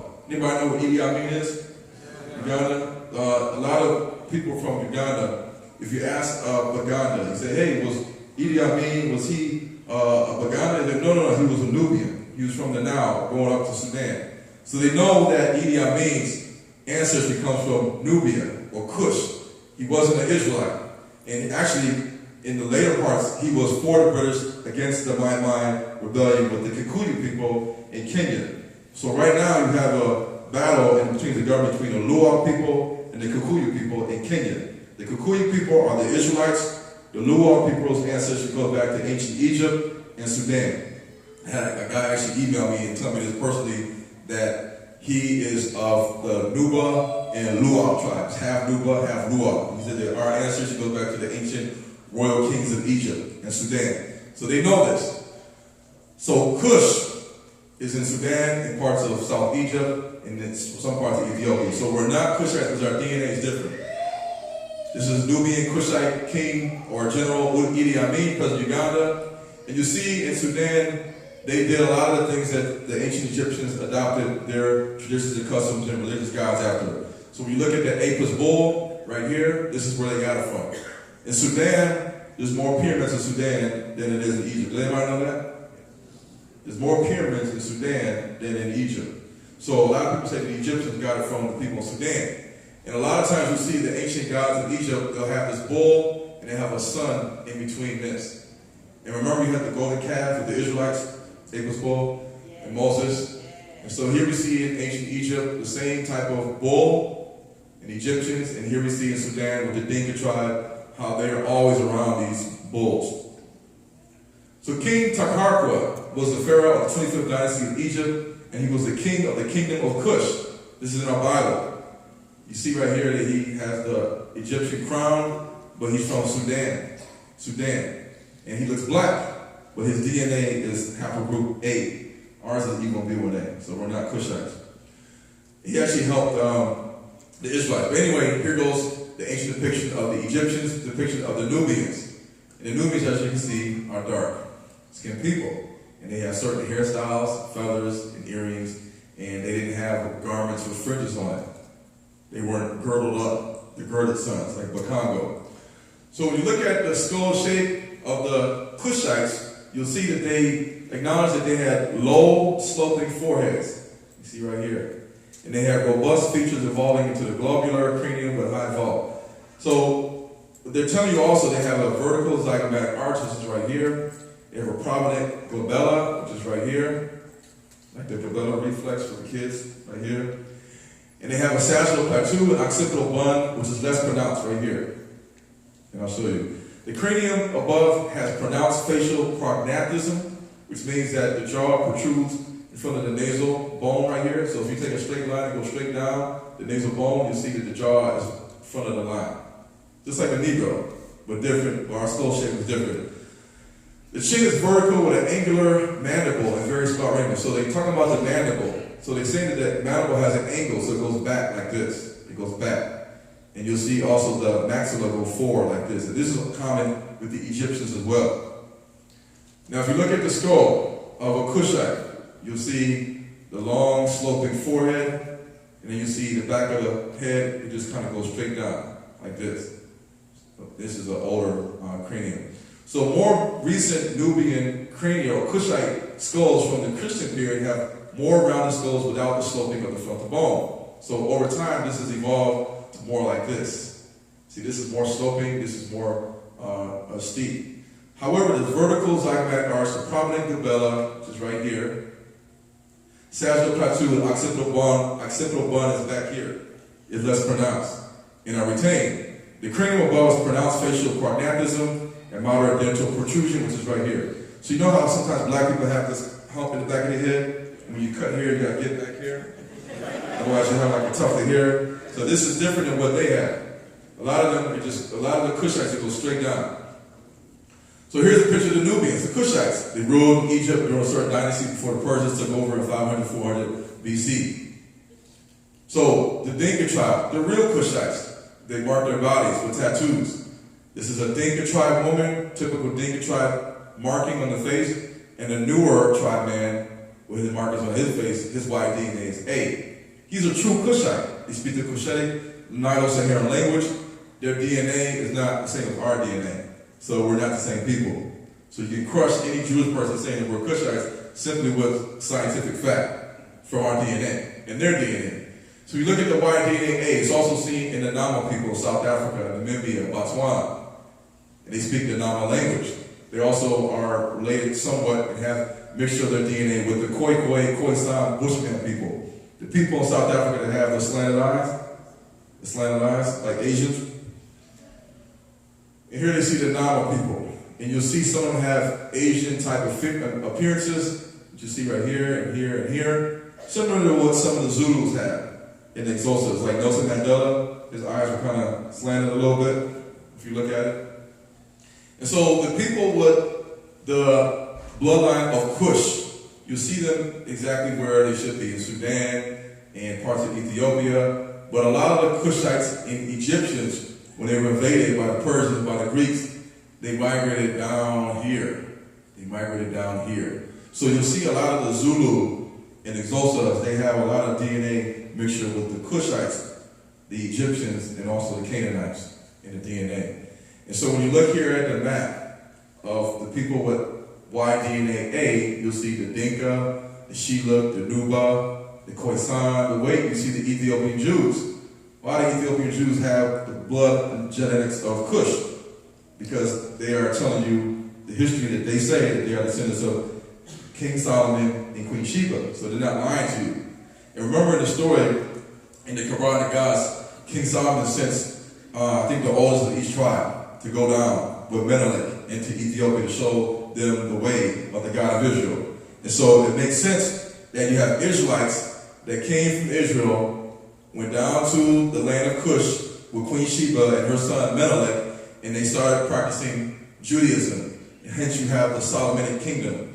The Solomonic kingdom by Haile Selassie. So when you go test people in Sudan and Ethiopia, you'll find that half their DNA is Israelite and half their DNA is Cushite, just like it says in the Bible. So the Nama people, they're descendants of Cush, but they also have some mixture with the Khoi people in South Africa, as you can tell by how they look. And you see the Cushitic people, the Shilluk, are part of the Luau group, which is Obama's father's group in Kenya. And if you talk to a lot of Luaus, they'll say that they came from Sudan and Egypt to Kenya. They'll tell you this, which I believe to have resided in the western Bahar El Ghazi state. So the Luau group, or the Shilluk, which is part of the Luau group, they originally were in Sudan. In the 10th century, due to disagreements, the group split and migrated to other areas. And you see here, this is where they're from. The Luau family, or the Shilluk people, moved south along the Nile River towards Kush. Other Luau Cushitic groups headed to Kenya, and then southwest towards the Congo and Uganda, such as the Alor tribe. So the Luau family is Egyptian Cushitic mixed people. Different than the Kikuyu, the Kisi, the Kamba, the Maru, the Luya. These are all Bantus people. So the Luau, or the Alor tribe, their DNA is EM75. That's their haplogroup. So when they get their DNA tested, it doesn't say E1B1A, it says something else. And here you see, even in ancient Egypt, they had the leopard skins. If you look at some of the ancient Egyptian pictures. And this guy, Sheikh Anta Diop, talks about the relationship, the connection between the Luau and the Alor with ancient Egypt. So now we're proving that we're not bloodline Hamitic Egyptians. You see the leopard print here, just like I showed you in the last slide. The ancient Egyptians. The Zulus also do this as well, as carrying it on from what they were exposed to back in the day. The Egyptian Book of the Dead, Egyptian priest in a leopard outfit right here. And he has melanin, he's not white. They probably whitewashed this lady right here. I don't know why she's white like that. So you'll see the Zulu tribe with leopard skins, just like the Alor and Luau tribe. Zulu with leopard skins, Shaka Zulu. Anybody seen that movie? So the Zulu tribe, they have our DNA, E1B1A. They have a little bit of the Egyptian Y-DNA, EM75, and also Canaanite DNA, B. So they have a mixture. And they say they come from Israel. And they practice a lot of the Hebraic laws, the laws of Moses. If you watch the first movie, you'll see that in the first movie towards the end. And so when they tested the DNA of the different kings and pharaohs of Egypt from the 19th dynasty, and they checked it with autosomal STR profiles, what they call matched likelihood index scores, they found out that the West African people really didn't have no connection genetically to the ancient Egyptian pharaohs of Egypt. This is West Africa right here. You see low scores, 8, 6.9, 22. When you look at South Africa, right here, Pharaoh Tuya in the African Great Lakes, around Uganda, in different areas, you see high numbers, 200, 200, 300. And so this goes to show you where a lot of the real Egyptians are at today. If you check the DNA of the pharaohs of Egypt, because they're in the tombs, you can take them out of the tombs, you can check their skin, their hair, their bone inside the ear, and you can analyze it and compare it to Bantu's Negro people in West Africa, where we came from. And you'll see that our scores are not high. You see low numbers, like West Africa is 314, where if you look at African Great Lakes, you see 1,000. King Tut, 1,328. This means there's high likelihood that King Tut's descendants are in South Africa, like the Nama tribe, and also in the African Great Lakes region where Uganda, Rwanda, different areas are at.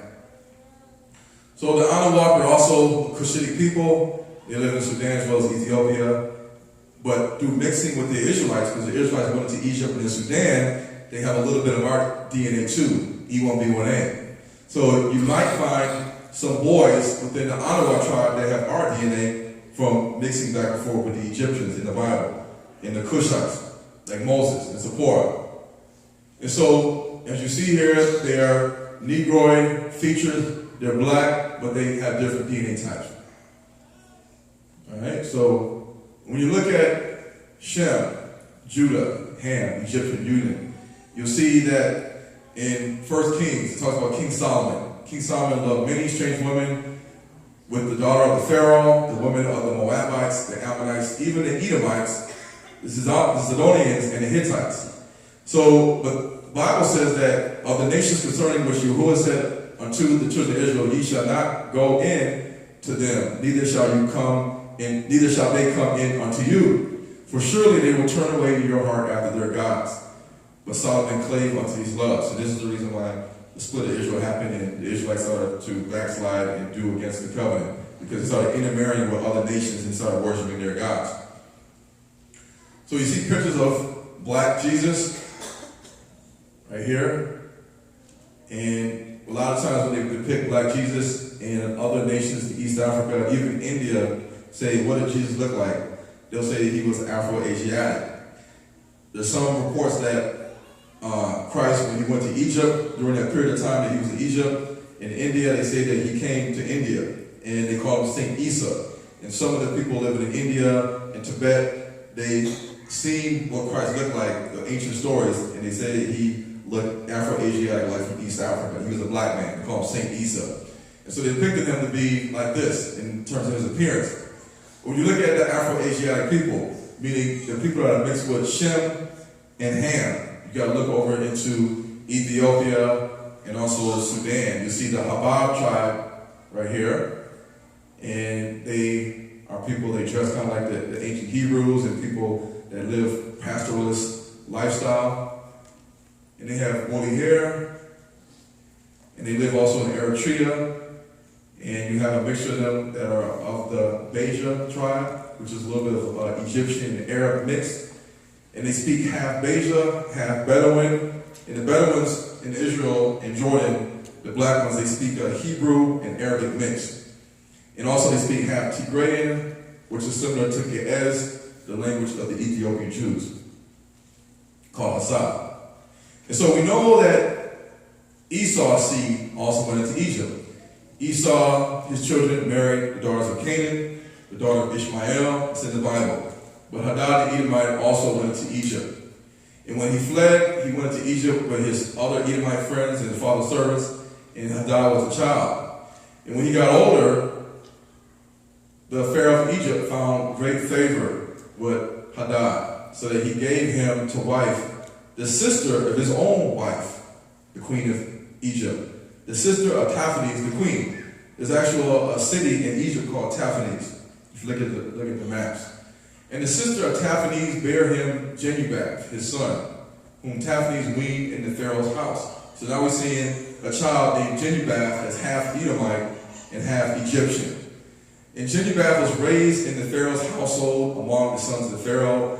And the Pharaoh, king of Egypt, gave Hadad the Edomite and other Edomites victuals and also land and a house in Egypt. So we know the Edomites were in Egypt too.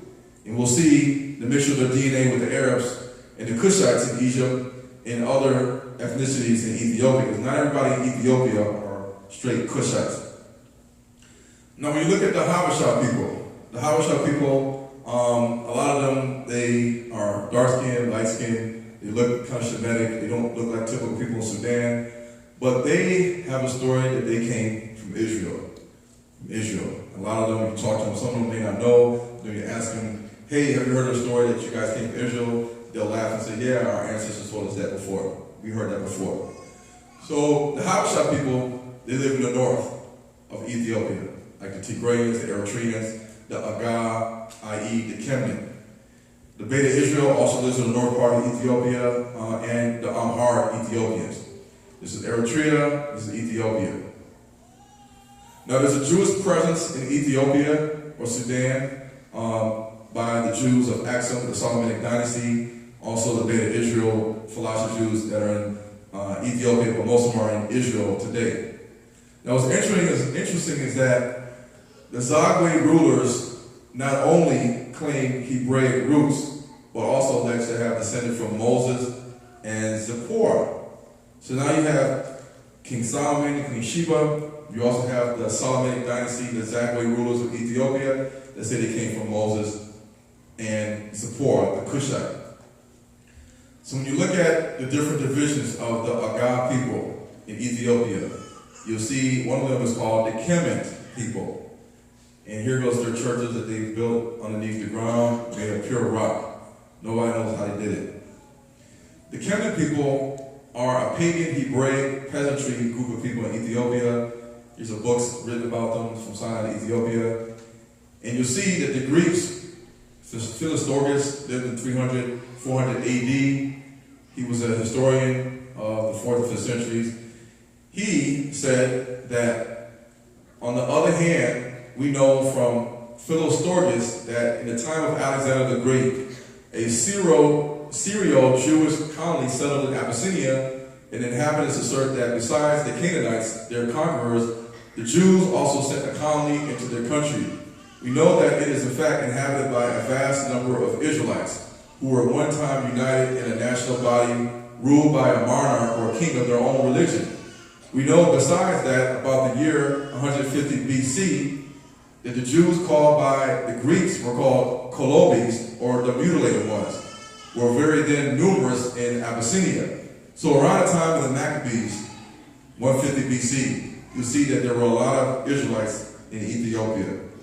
But a lot of people say, oh, the Ethiopians are not real Israelites, Ethiopian Jews. They're just converts. And here you see the Agag people here. Tigray State, North Ethiopia.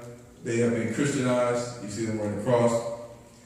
And you see the Agag people here in North Ethiopia. A lot of them look like Negroes. They're black people. The Kemna high priest is right here, standing in the middle with a dark cloak. And they have very strong elements of Judaism in their practices. And they say they came to Ethiopia from the land of Canaan. From the land of Canaan. You got some people in Africa, such as the Fulanis in Guinea, they'll say that they came from Canaan. And they are descendants of the Israelites. Because the Fulanis had a lot of Israelite slaves, if you look into the research of the Fulani people. And so the Canaan people, they always read Leviticus 11. They practice animal sacrifices, just like the Israelites did. And they also tend to focus on the worship in groves. And in the Bible, it talks about the groves. Asherah. Anybody familiar with the groves in the Bible? They said tear down the groves, tear down the groves. They still do that. So worship is conducted outdoors, usually at a site near a sacred tree or a grove, wrapped in various colored strips of cloth. This is in the Bible. Abraham planted a grove in Beersheba, which is South Israel, called there in the name of God, and where the women wove hangings for the grove. So they're doing exactly what the Bible says. In Genesis and 2 Kings. They observe the Sabbath on Saturday, where it is forbidden to even light a fire. They call their deity Adara, God, or Yedar, my God. And so the Habesha people are Semitic people. They have an older form of the Iwam Biwane. We have Iwam Biwane. In East Africa, you'll see an older form of the Iwam Biwane with the Ethiopian Jews and the Habesha people. Because over time, things evolved. But the first mention of the Israelites were in East Africa, Northeast Africa. So these Habesha people were Semitic people that came from Israel. Some of them went into South Arabia. They came into some mixture with their people over there, and they mixed and intermarried, and then they crossed over into the Horn of Africa. So Habesha means people of mixed blood. The land is Tigray, Eritrea, Gojam, Ros, Chiwan, Wilo. Later it was called Abyssinia. If you look at the language of the Abyssinians, the first letter of their language is Aleph, and then you'll see Tav, you'll see Bet, you see Resh, you'll see Shin, you'll see Mem, you'll see Heth, you see a lot of words that are all Hebrew. Our left is right here. And if you compare it to Ge'ez, you'll see that it's kind of similar. So you see all these languages are South Arabian, Semitic tongue languages that are spoken by the Ethiopian Jews, the Eritreans, the Tigrayans, and the Amharic people. And when you look at the DNA, you'll see right here, EM2, this is us. This is E1B1A. EM2, and right next door to it, you'll see EM329, which is E1B1A2. So in the old genetic books, you had E1B1A, which is the Negro, and you had E1B1A2, which is the Habesha people, or the Amharic, the Ethiopian Jews, the Tigrayans. And so this is proof that they are also descendant related to us in terms of the ancestry. And here's EV38, where you had two mutations that came into the Negro and the Habesha people. And over here you see Esau's lineage break down to this area right here. So it's important to understand these things in terms of the sons of Cush. When you look at the Habesha people, a lot of people in Israel today are from Sudan. A lot of them are Eritreans. And a lot of Eritreans left and went to Israel. They left Sudan. Some of them also went to Libya and then also to Italy and Europe. But the Habesha people have interesting things in their language. I'm going to show you. And here's more pictures. So you can see E1B1A, and then down here you see E1B1A2, EM329. They're in the same bracket as the Negro. All right, so when you look at their language, the Amharic language, they say salam for peace, we say shalom. For husband, they say Baal, Hebrew is Baal. It's black, they say Tikor, Hebrew is Shakor. Moon, Shareka, Hebrew Yerek. Blessed, Mabarka, Hebrew Barak. Mother, Enat, Hebrew or Emma. Father, Abad, Hebrew Abad. House, Bet, Hebrew Bet. Angel, Malak, Hebrew Malak. For them, they say Moses, they say Muse. We say Moshe. Hebrew says Mayim for water, they say Mai. Holy, Kodesh, we say Kodesh. Miriam, they say Miriam. Joshua, they say Iasu, we say Yeshua. The Ethiopian Jews say Iasus for Jesus. And so you look at, this guy's from Eritrea, he wrote a book about the Mormon Bible and how it pertains to the Eritrean people and other Israelites. These are two books right here, African Bible, and Ketiba Mender, the God of Thunder and Lightning. And so it's interesting because in the Bible, the women of Israel named their sons. And the Amharic people and the Tigrayan people have this in their culture. Now you'll see. Now in Genesis 29 it says, when Yahuwah saw Leah was hated, he opened her womb and Rachel was barren. And Leah conceived and bare a son, and she called his name Reuben. For she said, surely that Yahuwah has looked upon my affliction, now therefore my husband will love me. In Tigray, the name Reuben means look through them. Reuben also can mean behold a son in Hebrew. These are Eritreans. In Genesis 29:33 says, Yahuwah hath heard I was hated, he hath therefore given me this son also, and she called his name Simeon. In Tigray, the name Simon means what was heard. In Hebrew, it can also mean God has heard that I was unloved, or some may say obedient. In Genesis, it says, now this time will come that my husband will be joined unto me, because I have borne him 3 sons, therefore his name shall be called Levi.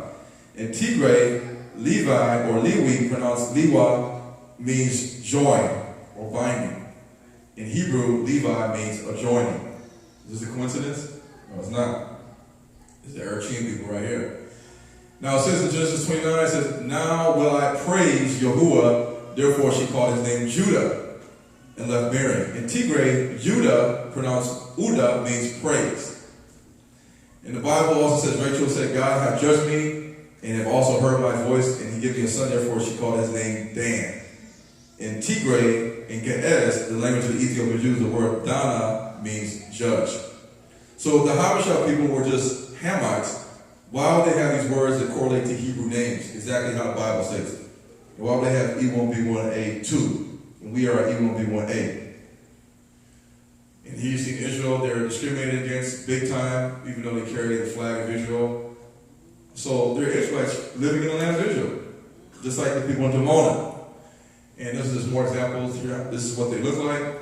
Here we see with Asher. And Leah said, happy am I, for the daughters will call me blessed. And she called his name Asher. In Tigray, the word Asher or Asher means happiness. Just like it says here, happy am I. And this lastly, it says, Leah conceived again and bare Jacob the sixth son. And Leah said, God have endured me with good dowry. Like a dowry when you get married. Now will my husband dwell with me, and because I've borne him 6 sons, and she called his name Zebulun. Zebun in Tigray means down payment. Down payment. Like what a dowry is that the bride's father gives to the groom's family in Hebrew culture and even in West African culture.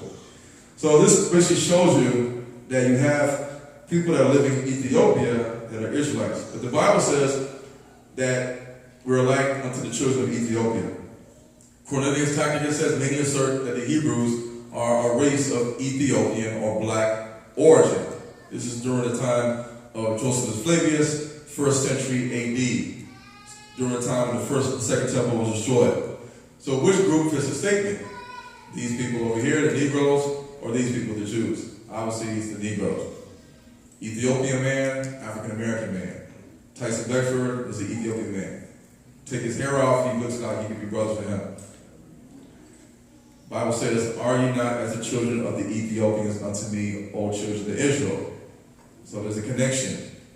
Here we see the Ethiopian woman and the lady from Queen Sugar. All right, so again, the DNA right here. A lot of Ethiopians and people from Kenya and Tanzania were enslaved during the Arab slave trade, and they ended up in India. A lot of people don't know that, but if you do the research, you'll find out. Now, it's interesting because the Bible talks about Deuteronomy 28. You should go into bondage by way of ships. By way of ships. Mitzrayim means Egypt in Hebrew. Now, the word the Most High used to describe bondage or distress, pain or suffering will be the Hebrew word for Egypt or Mitzrayim. So even when they named the son of Ham Mitzrayim, they knew that his name was going to be synonymous with bondage in which they would enslave the Hebrew Israelites in Egypt. Interesting, because Hebrew Strong's 4714, Mitzrayim, is a Hebrew word for the sons of Ham or the person that inhabited Egypt. Were the European Jews ever put on slave ships as bondmen and bondwomen to be in servitude in a foreign land? No. They've got branded right here. So if you look at the root of the word Mitzrayim, it's Hebrew Strong's word 4712, Metzar. Metzarim, distress, pain, or straits. It consists of the letters Mem, which is water, Tazadi, Resh, and Yod. Okay, so I'm gonna break it down for you. The word strait is used in reference to a specific degree of trouble or difficulty. For example, the economy is in dire straits, a bad, difficult situation, pain, terror, difficulty, trouble, crisis, a mess, a predicament, a plight, hot, deep water. Coincidence? No. The Jews were merchants, artisans. They weren't slaves. They weren't slaves. Deuteronomy 28:31, slave traders, Jewish slave traders, Negro, thy sons and thy daughters shall be given unto other people, and thy eyes shall look and fall with one from all day long. There shall be no might in thy hand. They shall begot sons and daughters, but thou shalt not enjoy them, for they shall go into captivity. This never happened with the Jews. The Jews' children never got sold into captivity, and their parents couldn't enjoy them. They just had the Holocaust, that's it. So they're lying to you. They didn't go through the present visual. When you look at the Jewish slave traders, you'll see Jacob, Rada Marskis, Rabbi, he had slaves. 75% of the Jewish families in Charleston, South Carolina, Richmond, Virginia, Savannah, Georgia owned slaves. And nearly 40% of Jewish households across the country in America did as well. In the United States, Isaac DaCosta of Charleston, David Franks of Philadelphia, Aaron Lopez of Newport, Rhode Island, among other American Jews, were prominent slave masters. If you Google and research the Jewish Center for World Slave Commerce, you'll see that the center was Newport, Rhode Island, where a lot of people are from Cape Verde. A lot of Cape Verdeans live in Rhode Island. Does anybody know that? Cape Verde, there's a lot of Israelites in Cape Verde, and Beneo probably maybe touch on that. So we look at the Jewish slave ship. So how could you be sent into bondage and sold in captivity if you were the ones that owned slave ships with the real Israelites on the boat? You see the Jewish slave ships, Aaron Lopez, Isaac Levy, Moses Levi, the ethnicity, Jews. Name of the ships: Abigail, Nassau, Bahamas, Antigua, Betsy, Polly, White Horse, Charlotte, Caroga. All right, so we got Mitzrayim. Of course, Kemet or Kam means Kam, old black people. You see the ancient Egyptians here. We see modern day Egyptians here. We'll see ancient Egyptians here, Egyptian farmers. We see modern Egyptians like Gamal Abdel Nasser said that the Jews left white, came back black. We can't accept you. Some people say that was a lie. He didn't say that. The Egyptian actor right here. We'll see the pictures of the ancient Egyptians here. They have black with afros. Then they have this guy right here, St. Paul. Didn't Paul look like an Egyptian? It says, art thou not Paul, that Egyptian, which before these days made an uproar and led us out of there in the wilderness, 4,000 men there were murders? Paul said he was a Jew of the tribe of Benjamin. If he looked like an Egyptian, he had to look like this. If you look at Akhenaten, look at the way his chin is, you look at his nose, look at his zygomatic arch right here on the cheekbone. Look at the side view versus people that are in Ethiopia and East Africa right now that are descendants of the real Egyptians. So you can tell the difference between us and them. The Egyptians were black, they just had different skull features. But nevertheless, Paul, and the Hebrews mixed with the Egyptians for a long time, as well as the Cushites, you have some mixture of the features going on in the skull and the skin color. Now even other Greek historians, because a lot of people, we won't believe it unless a white man tells us it, a white historian, a professor. So even the Greek poet says that the crews must be Egyptian, for their black limbs stand out clear to the eye against their white tunics. Also, it says here by Aeschylus, the Suppliants, this is 500 BC, the Egyptians are presented as having a dark complexion. The entire Egyptian army is said to be black, both by the Danaans and Danaans from their lookout. He distinguishes the Egyptians in their first ship as their black limbs are shown from their white garments. Now, did Moses was mistaken for an Egyptian? Moses wasn't wearing an Egyptian hat. He was in hiding because he had just killed somebody. And so he's in hiding, and the daughters of Midian said that the Egyptians saved us. He didn't have the Egyptian crown and the royal garment. He just looked like a regular black person, like an Egyptian. Just like the Egyptians were back in the day. And so even Herodotus talks about the Egyptians, the Caucasian dark skin, curly hair. All right, so we see Egyptians right here, black, woolly hair. You see people like the Beja tribe and the Afar tribe, they're black with woolly hair. It's like Negroes, but their DNA is not us. Their DNA is not us. They have pigs, just like the ancient Egyptians had pigs. Anybody know about the ancient Egyptians having pigs? You look at going to the museums in Cairo, Egypt, you see they have picks. Arabs don't need picks. You know, we need picks and brushes. And we have 360 waves. A lot of Egyptians have waves too, like us. So here we see the remnant of the real Egyptians mixed with Arabs in Egypt. And you see the Caucasian Arabs, the Ottoman Turks in Egypt. You see that it's dark. I mean, it's hot in Egypt, 90 degrees, 99 degrees is the average daytime temperature. Down here near Kush or Sudan, it's 114 degrees average temperature in Sudan. The people of Sudan are dark, very dark. Would make sense. But when you see the Arabs, if they was to walk around bare-breasted, bareback, they would get this. They would have skin cancer all day long. But the ancient Arabs, they ran around on horseback and camels with nothing on their shirt. So they didn't have this because they had melanin. So these people come from other places like Central Asia. This is 4th degree burns. This shows you that even the land rejects them. The land rejects the people, even the white Jews. So Amenhotep, black. Senusret, black. Egyptians had to have been brown or black to survive the sun. Back then they didn't have suntan lotion. They didn't have none of that stuff. So here we see the sarcophagus of an Egyptian noble woman. She's black. Cairo Museum. In the movie Exodus, Gods and Kings, directed by Ridley Scott, this is Ridley Scott. They just purposely put in white people in Egypt to confuse us. They confuse us. But DNA proves all of this to be false. If you look at Egyptian elements of DNA in the Old Kingdom, you'll see why DNA A corresponds to Kush or Sudan. You also see in the Old Kingdom, the Middle Kingdom, you'll find our DNA in there as well as EM75, which is of the Luo and the Lur tribe.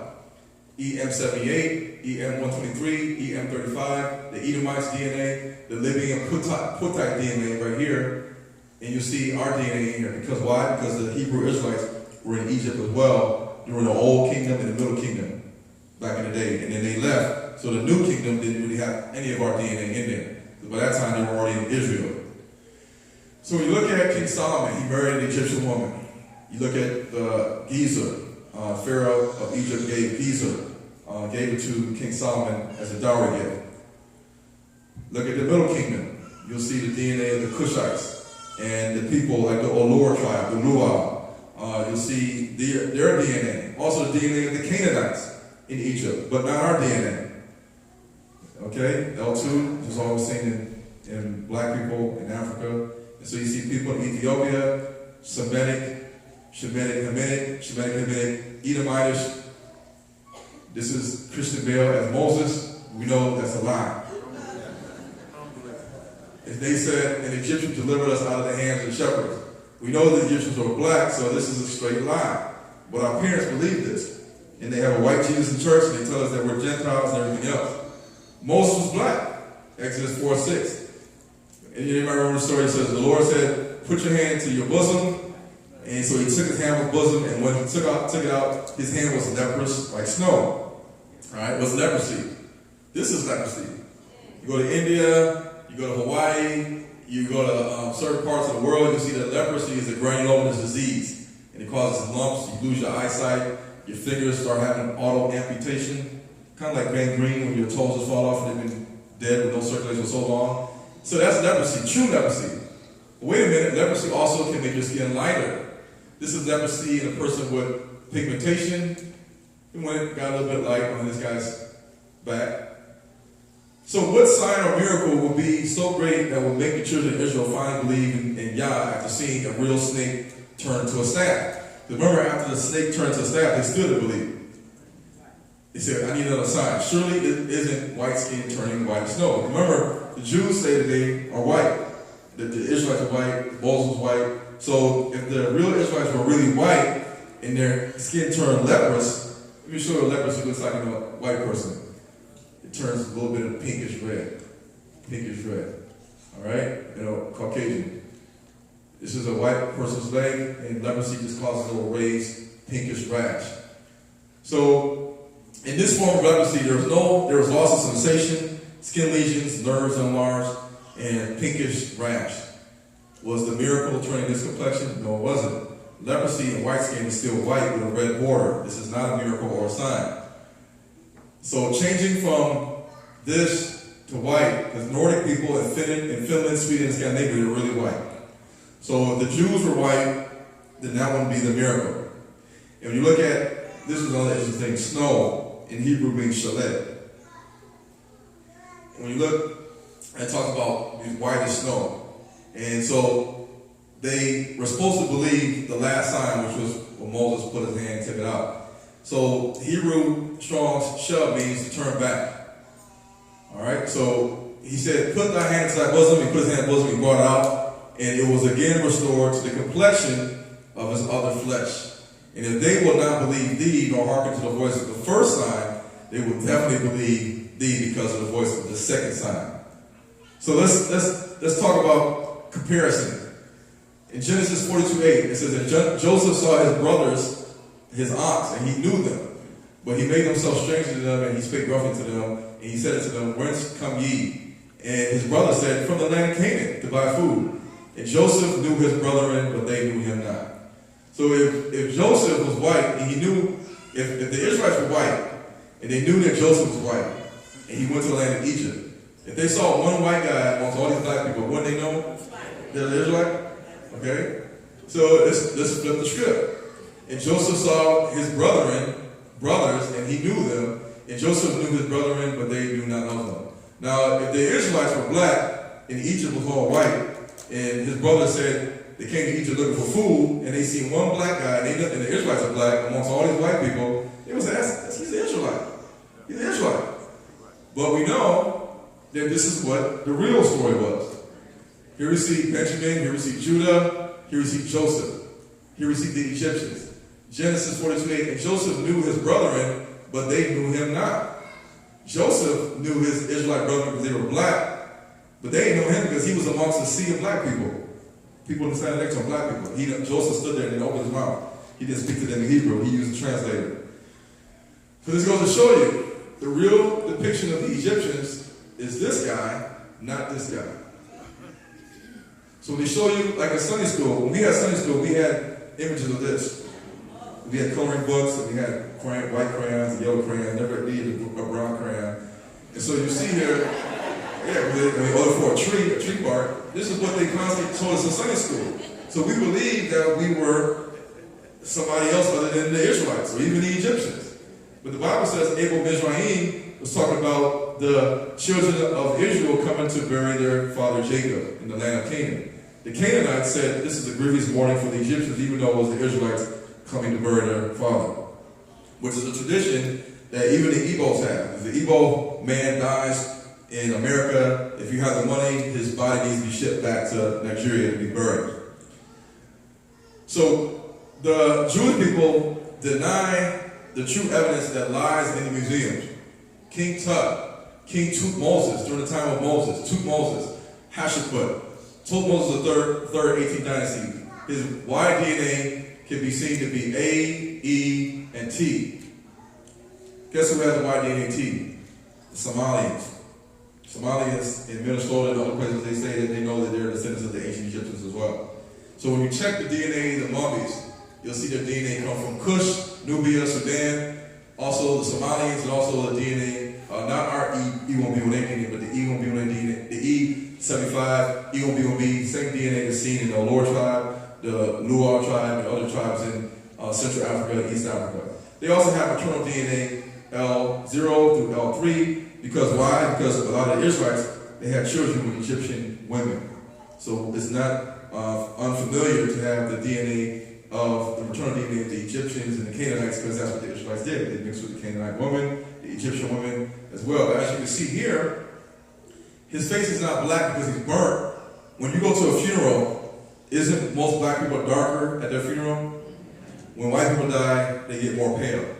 In the hospital, we worked in the morgue, even in Sinai Grace in the hospital in Detroit. When people get shot, they die, they put them to another room on this gray, kind of like a morgue table, and they drain the neck and everything. But you can tell somebody, oh, he looks darker. Why is he so dark? That's what happens when you die as a black person. So you got to think over 1,000 years, they're still going to stay black. This is a white mummy. This is a white person that was embalmed, and over 1,000 years, white mummies remain white. So this white mummy they found in Central Asia had the maternal DNA that's seen in the European Jews in Europe. Maternal DNA H, HV, K. So if any African American woman gets her DNA tested and it comes back H or HV, it's because somebody in your great-great-grandmother was a white woman.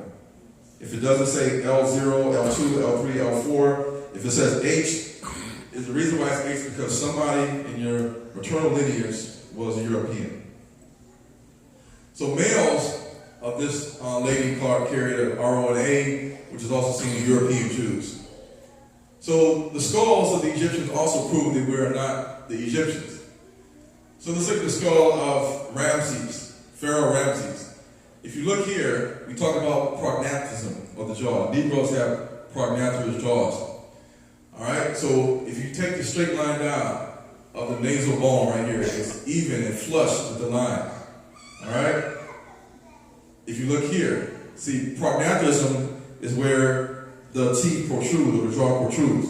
So the Egyptians had something interesting. They had what's called alveolar teeth prognathism. So it wasn't that the jaw was protruded forward, it was the teeth that instead of going like this, the teeth was out this way. So when their lips cover their teeth, the teeth is going this way, so the lips come out a little bit. And then they had what was an angular mandible, meaning the angle of the mandible went backwards. True prognathism is maxillary, meaning maxilla, and mandibular prognathism of the jaw. So this is an Egyptian skull. So these guys right here have it. If you take his lip and lift it up, you'll see his teeth is going this way, not down, going this way. If you look at his chin, you'll see his chin is either straight down or going back. I'm going to show you. And then here's another guy. These guys are basically Somalians, people that live in East Africa. And you can see they have longer head shapes. A lot of people in East Africa have long skulls. Long skulls. Negroes have more rounded, robust skulls. You can see slim face.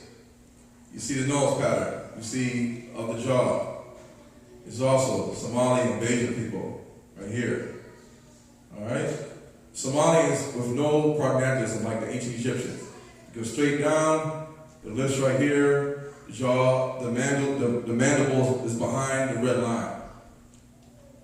Okay? This is other Egyptians, Sequenteri, Etau II, and you see here on his skull, you see the teeth is going forward and the angle of the mandible is going back. Strongly proline, incisors, rounded forehead, sagittal flattening, rounded occiput. Alveolar or teeth prognathism.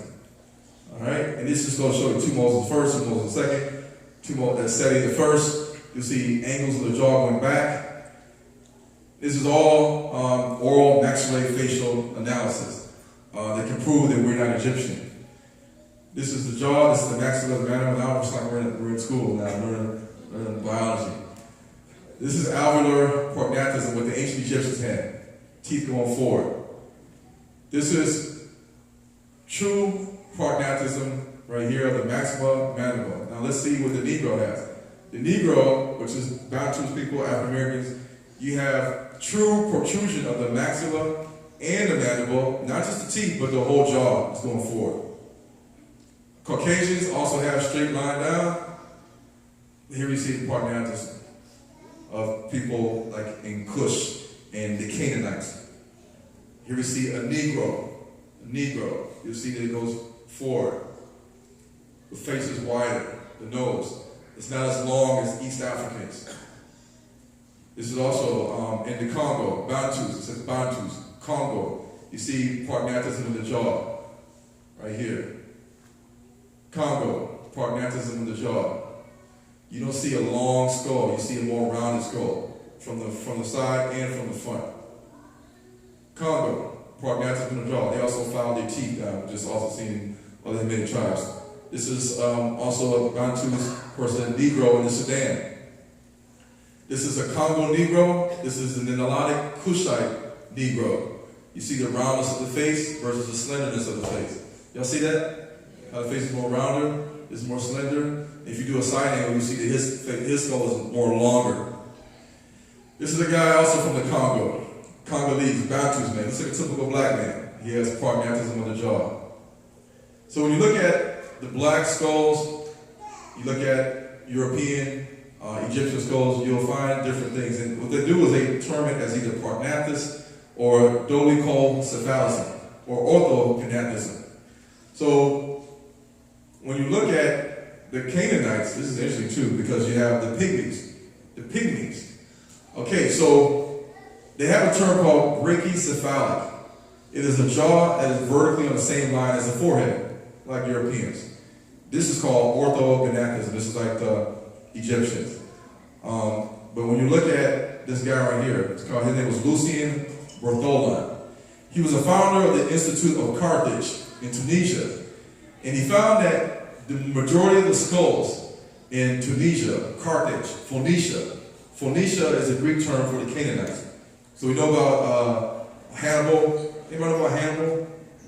Hannibal, Tunisia, okay. So when they tested the skulls in Tunisia, they said Tunisia and Carthage was a Phoenician place. So a lot of Phoenicians were there. So the skulls they found out were Negroid. These cemeteries, Negroid. So knowing that the Phoenicians and the Canaanites, who were great merchants and civilizers, have been everywhere on the Mediterranean Sea, they found their skulls everywhere. The description of other anthropologists, such as Eugene Pittard, the founder of the Museum of Ethnography, first awarded the anthropology at Geneva University. He found the skulls were compressed on the temples in almost rhomboid and form, very prominent dental peril, well conditioned. They are dolichocephalic and prognathic.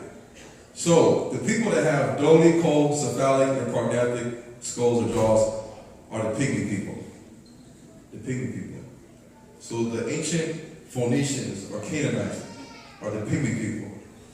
The pygmy people. So a lot of times we read our Bible, we say Jebusites, Amorites, Zittites, Hittites, all these different things.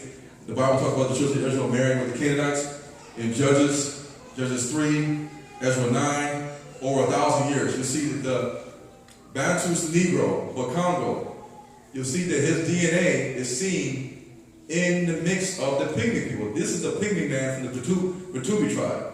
And so you look at the Pygmy DNA. The Pygmy DNA is classically Y-DNA-B, 59%, 53%. Why does he have the DNA also of the so-called Negro?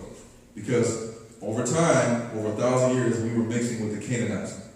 We were mixing with the Canaanites. And that's why the skulls they found in the ancient areas of Carthage, Tunisia, going all the way to North Africa to Spain, were the skulls of the Pygmy people. The Pygmy people. They had skulls in the Journal of Anthropology of the Central African Pygmies in the Belgian Congo by Paul Shabesta, describes the Pygmy's jaw and head shape as being dully post-cephalic and prognathous, just like what they found in Tunisia or the Phoenicians. And so he said that in the museum that Carthage, Tunisia, remembered the most magnificent sarcophagus of the priestess of Tanit. He said that the woman that was buried there presented Negroid features. She was of the African race. This is a picture of a Canaanite, a Phoenician, in Israel that they found. They have it in different museums, like in Haifa, Israel. They don't want black people to see what the Canaanites and Phoenicians look like, because the Israelites are mixed with the Canaanites and Phoenicians. So that's why when you debate Jewish rabbis, you say, well, didn't the Israelites mix with the Egyptians and the Canaanites and the Cushites? And they say yes. Weren't they black? If they say yes, they were black, then how come their DNA doesn't prove that they've been mixing with all these black nations? How come their skulls and their skin color doesn't prove all of this? Their hair texture, their eye color, none of that. So when you look at the Shemitic people of Israel, you'll see it doesn't look like Europeans.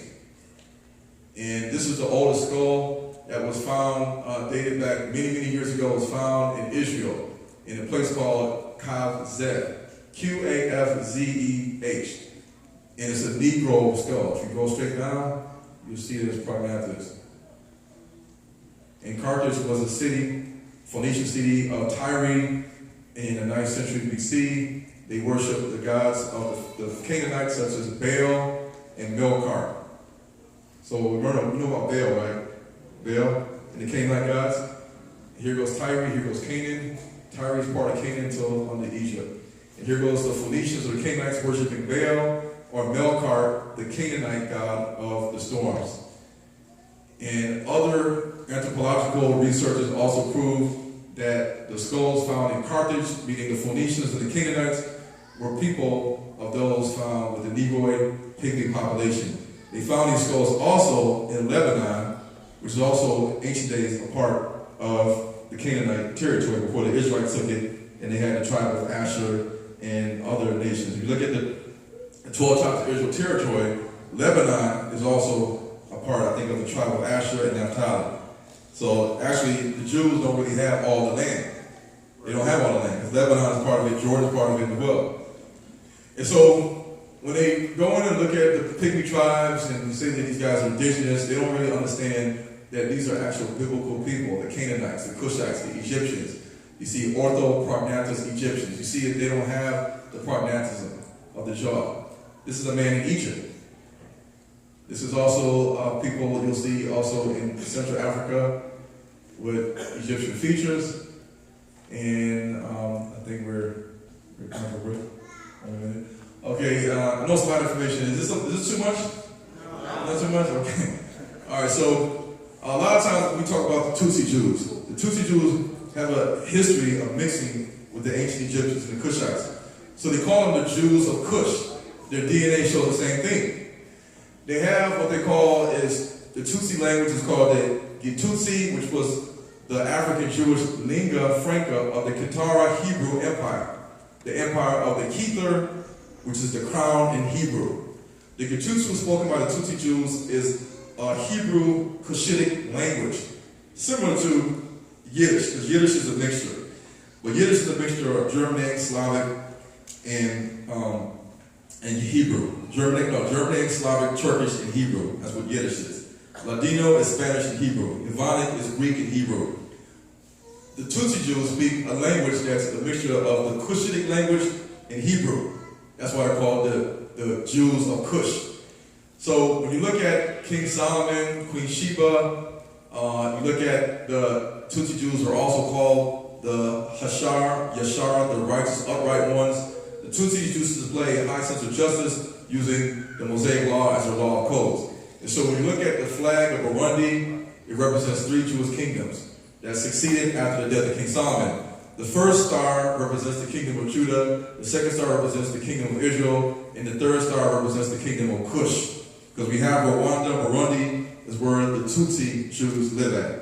And according to history, the Tutsi Jews were massacred during that time of Rwanda. If you look at the movies and stuff about Rwanda.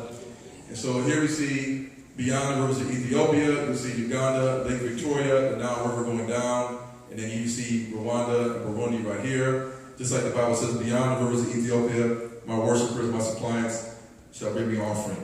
So the Bible wasn't lying when it said beyond the rivers of Ethiopia, that the Israelites in Uganda, Kenya, Kikuyu, Kisikama, Luya, Muru, Baganda, Tanzania, Sukuma, the Tutsis, the Kikongo, Baluba, all these different tribes, Zambia as well, Mozambique, were all Israelites. They basically scattered from Egypt and Sudan into this region right here. I think there's a lot of information. All right. Let's give Brother one a round of applause, man. That's all we call for the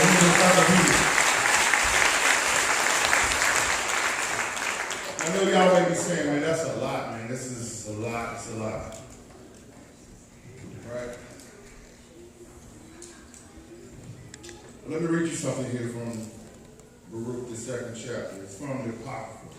Some of you may not have one. I suggest you get one really soon. If you get you a 1611 King James Bible, the Apocrypha was 14 books of the Old Testament. Was in it. It wasn't until around 1878 that the Protestant church said that we need to take it out. What happened around that time? Our ancestors came off plantations. So they had to get this out of your Bible so that you wouldn't have access to it. So I strongly suggest that you go and get you one, but I'm going to read this out of Baruch, the 2nd chapter. And look at what it says here. Therefore, the Lord have made good on his word, which pronounced against us, against our judges and that judge Israel, and against our kings and against our princes, and against the men of Israel and Judah, to bring upon us great plagues, such as never happened under the whole heaven, as it came to pass in Jerusalem, according to the things that were written in the law of Moses. Brother Ron went through Deuteronomy 28, showing you all those different things and showing you the verses in which that match.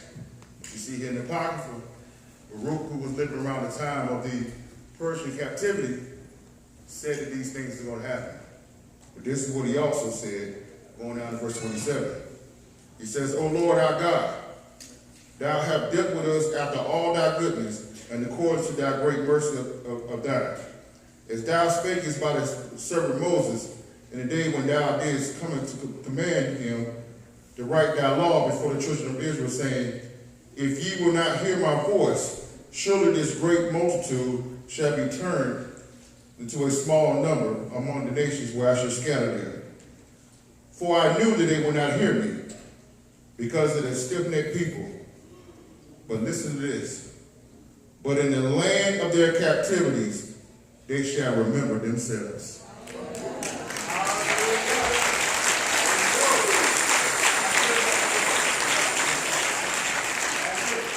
This is what he says. Verse 31. And shall know that I am the Lord their God, for I will give them a heart and an ear to hear. So you think y'all got here by your own, that you seen a flyer, that you seen a thing on Facebook? No. It was the Holy Spirit guiding you, bringing you to this place. But look at what he said, verse 32. And they shall praise me in the land of their captivity and think upon my name. and return from their stiff neck and from their wicked deeds, for they shall remember the ways of their fathers, which have sinned before the Lord. You think it's a coincidence that this morning you was in here saying, praise Yah? That you were saying, hallelujah? No, the Most High knew it. And this was written 500 years before the birth of Christ. He said, in the land of their captivities, they shall remember themselves. Are we in the land of our captivity? Do you know who you are this morning, this afternoon? I asked y'all last night, I'm going to ask again. Say it with me. We are the children of Israel. Hallelujah. In the land of our captivity.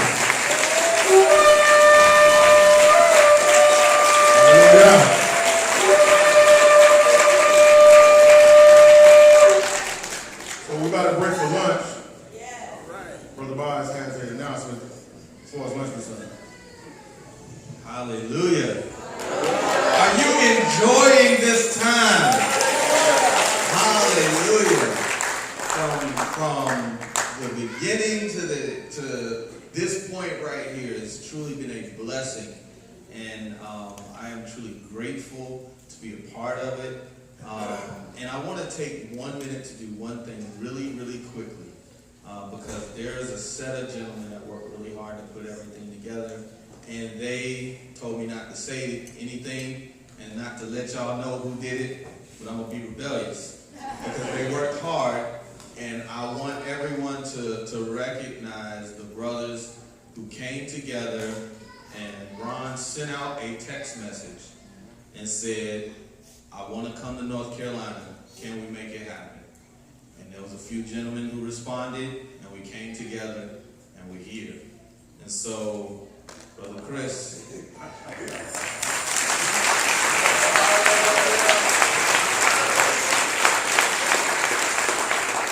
Mr. LaVander,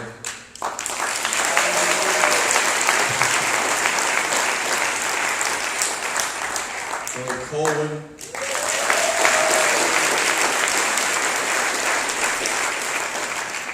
Pastor Douglas,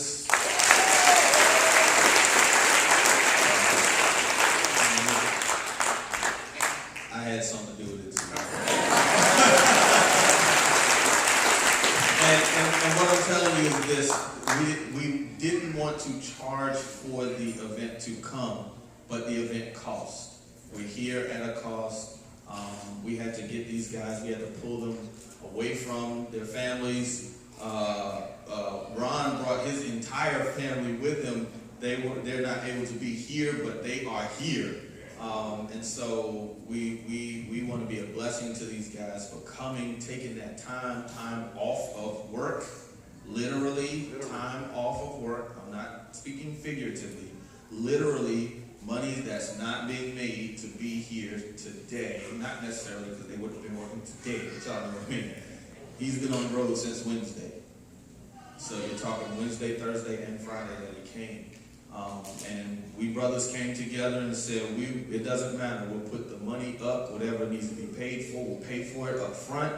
And when we get there, we know the brethren will make sure that it's all well. So with that said, we're going to break for lunch. And we went, we purchased already before Shabbat came in, items for those who requested to have lunch provided. That lunch is available for those people. You know who you are. If you're not certain of who you are, see me.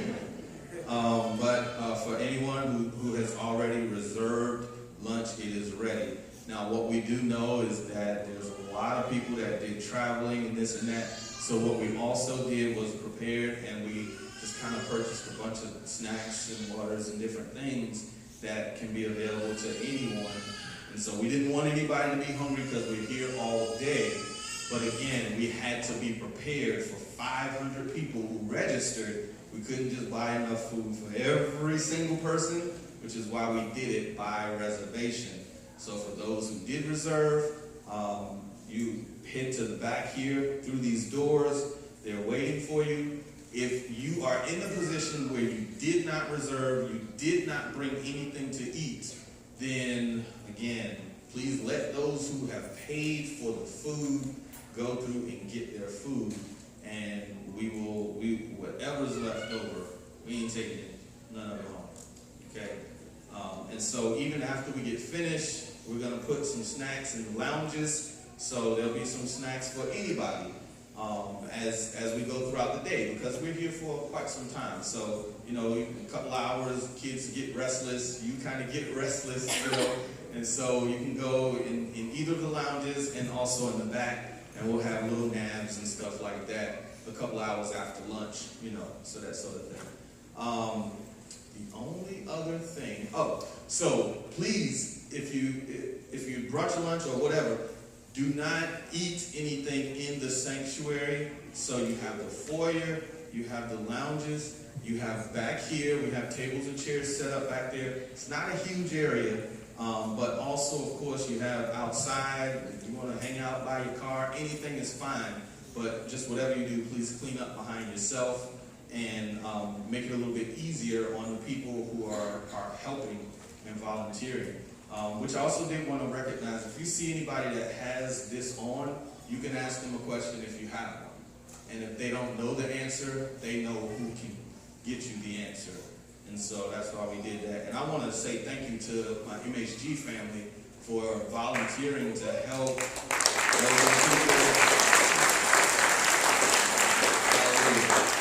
So those are the people you see at the doors, those are the greeters, the people saying hello to you. Those are the men who are standing watch and standing guard, helping make sure that we're safe and helping make sure that our property and vehicles and everything is safe. So thank you, MHG, and those who volunteer. So that's it. We're gonna break. Once we come back, please do. We want to get right back into it. So we're gonna try to time this thing where we're coming back within an hour, 15 minutes or so. If you do need to go and come back, then just kind of keep that in mind. There are some things that are around here, but again, because I know there is a mix of people who will not be included, won't buy on the Shabbat, but there are some that don't mind that. And so there are some things around if you need to do that. So with that said, we're going to have a quick word of prayer, close out for this piece, and we're moving and going into the break, fellowship, get to meet your brethren, so on and so forth. One other thing, please be mindful, we're going to have question and answer. We will have question and answer. Please don't bombard these gentlemen while they're just trying to eat. Let them relax. Okay? We're going to have question and answer. So you're going to be asking all the questions you want, but don't do it while they got a sandwich in there. I want to say, I don't know how late we're going to be, but I have the first movie. I got a couple of them. I don't have a lot. If anybody wants to get the first movie, they can buy it. And then Orvin's, the guy that sung Praise Yah, We the People, he has his CDs as well. He'll have later on this evening or this afternoon for those that want to get it before they go home. They're not going to be here tomorrow on Sunday. But if you want to wait till Sunday, I'll have it there too. And I think Laura's will be here. Will you be here, Laura, Sunday? No? Okay, so if you want to get the CD, a lot of the songs that Laura just real fast, y'all. Meet up with Laura in the back. All right.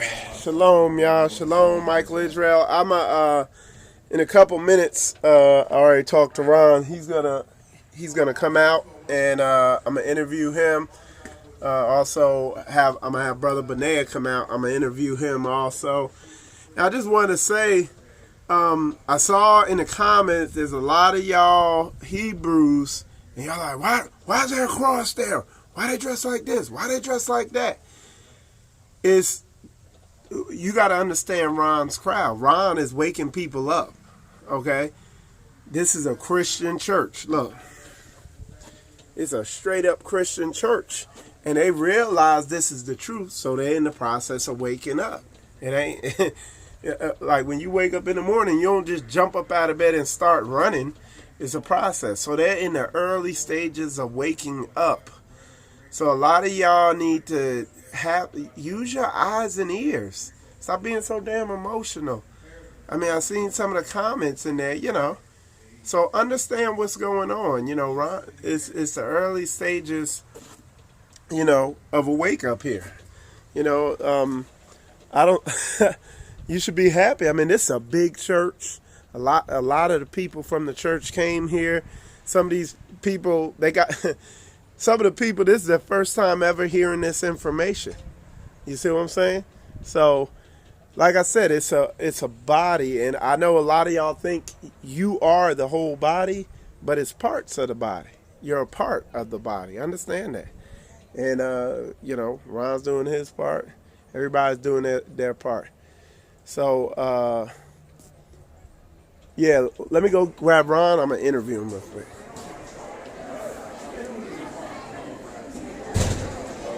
Excuse me. All right.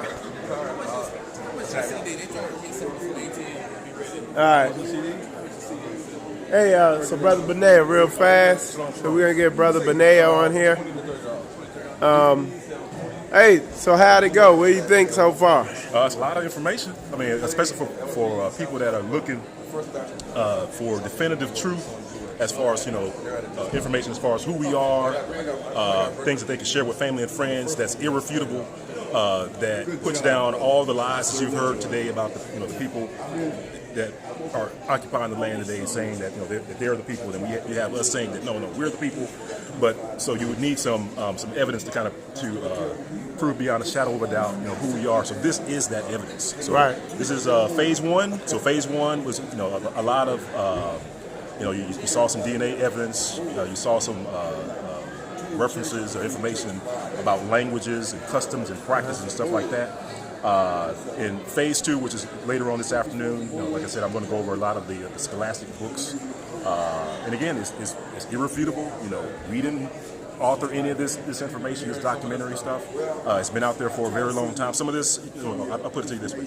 Some of the stuff is new, like, you know, we have new DNA research that ties in, you know, people over in Africa. There's DNA research that actually ties into, and I think I may touch on it in some of my presentation as well, but there's literally like mass grave sites over in Spain and Portugal.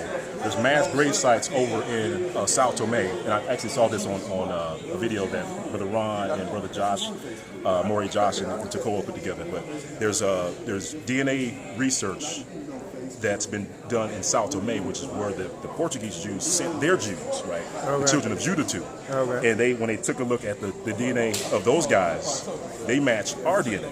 So again, that's over and over again, you're going to see things that tie the children of Judah to the so-called African American.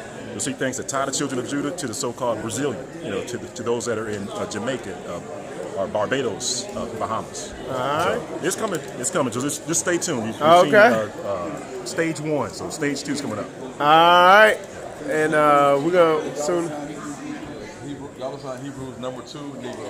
Yeah, so I can do that on a regular basis. I mean, like, I was going to do like on a monthly basis. And like I said, we had a big turnout here. Hey, Ron, real fast, how'd it go? How'd it get to see? I see the church got fully packed out to the max. Packed house. I know people are parking out in the grass out there. I know you didn't see it, but yeah. It's great, man. It's full house.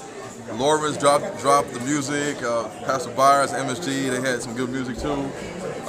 Good MC, dropped a whole ton of information. That's just a smidgen. It's only a smidgen. I only cover like maybe 50 to 70 slides. I got like 8,000. 8,000. So yeah, just look forward to possible Hebrews to Negroes workshop conference only by me teaching everything. If you want to know all this truth, get the stuff that the camps are not teaching, that other assemblies are not teaching, that your pastor's not teaching, your Maury's not teaching. You want to know the truth, then you're going to want to look out for the Hebrews to Negroes solo conference. And I might have Zion Lex come in and chime in and do some stuff in Benea, but it's going to be a lot of the stuff that I got that's been stockpiled for occasions like this where I can speak a little bit longer. But But yeah, I mean, it's all valid information. It's all factual. It cannot be denied, cannot be debunked, cannot be disproven. The Jews know this as well. The Gentiles know this as well. The Arabs know this as well. They all know this. All right, and we so what we're getting ready to do now. There you go.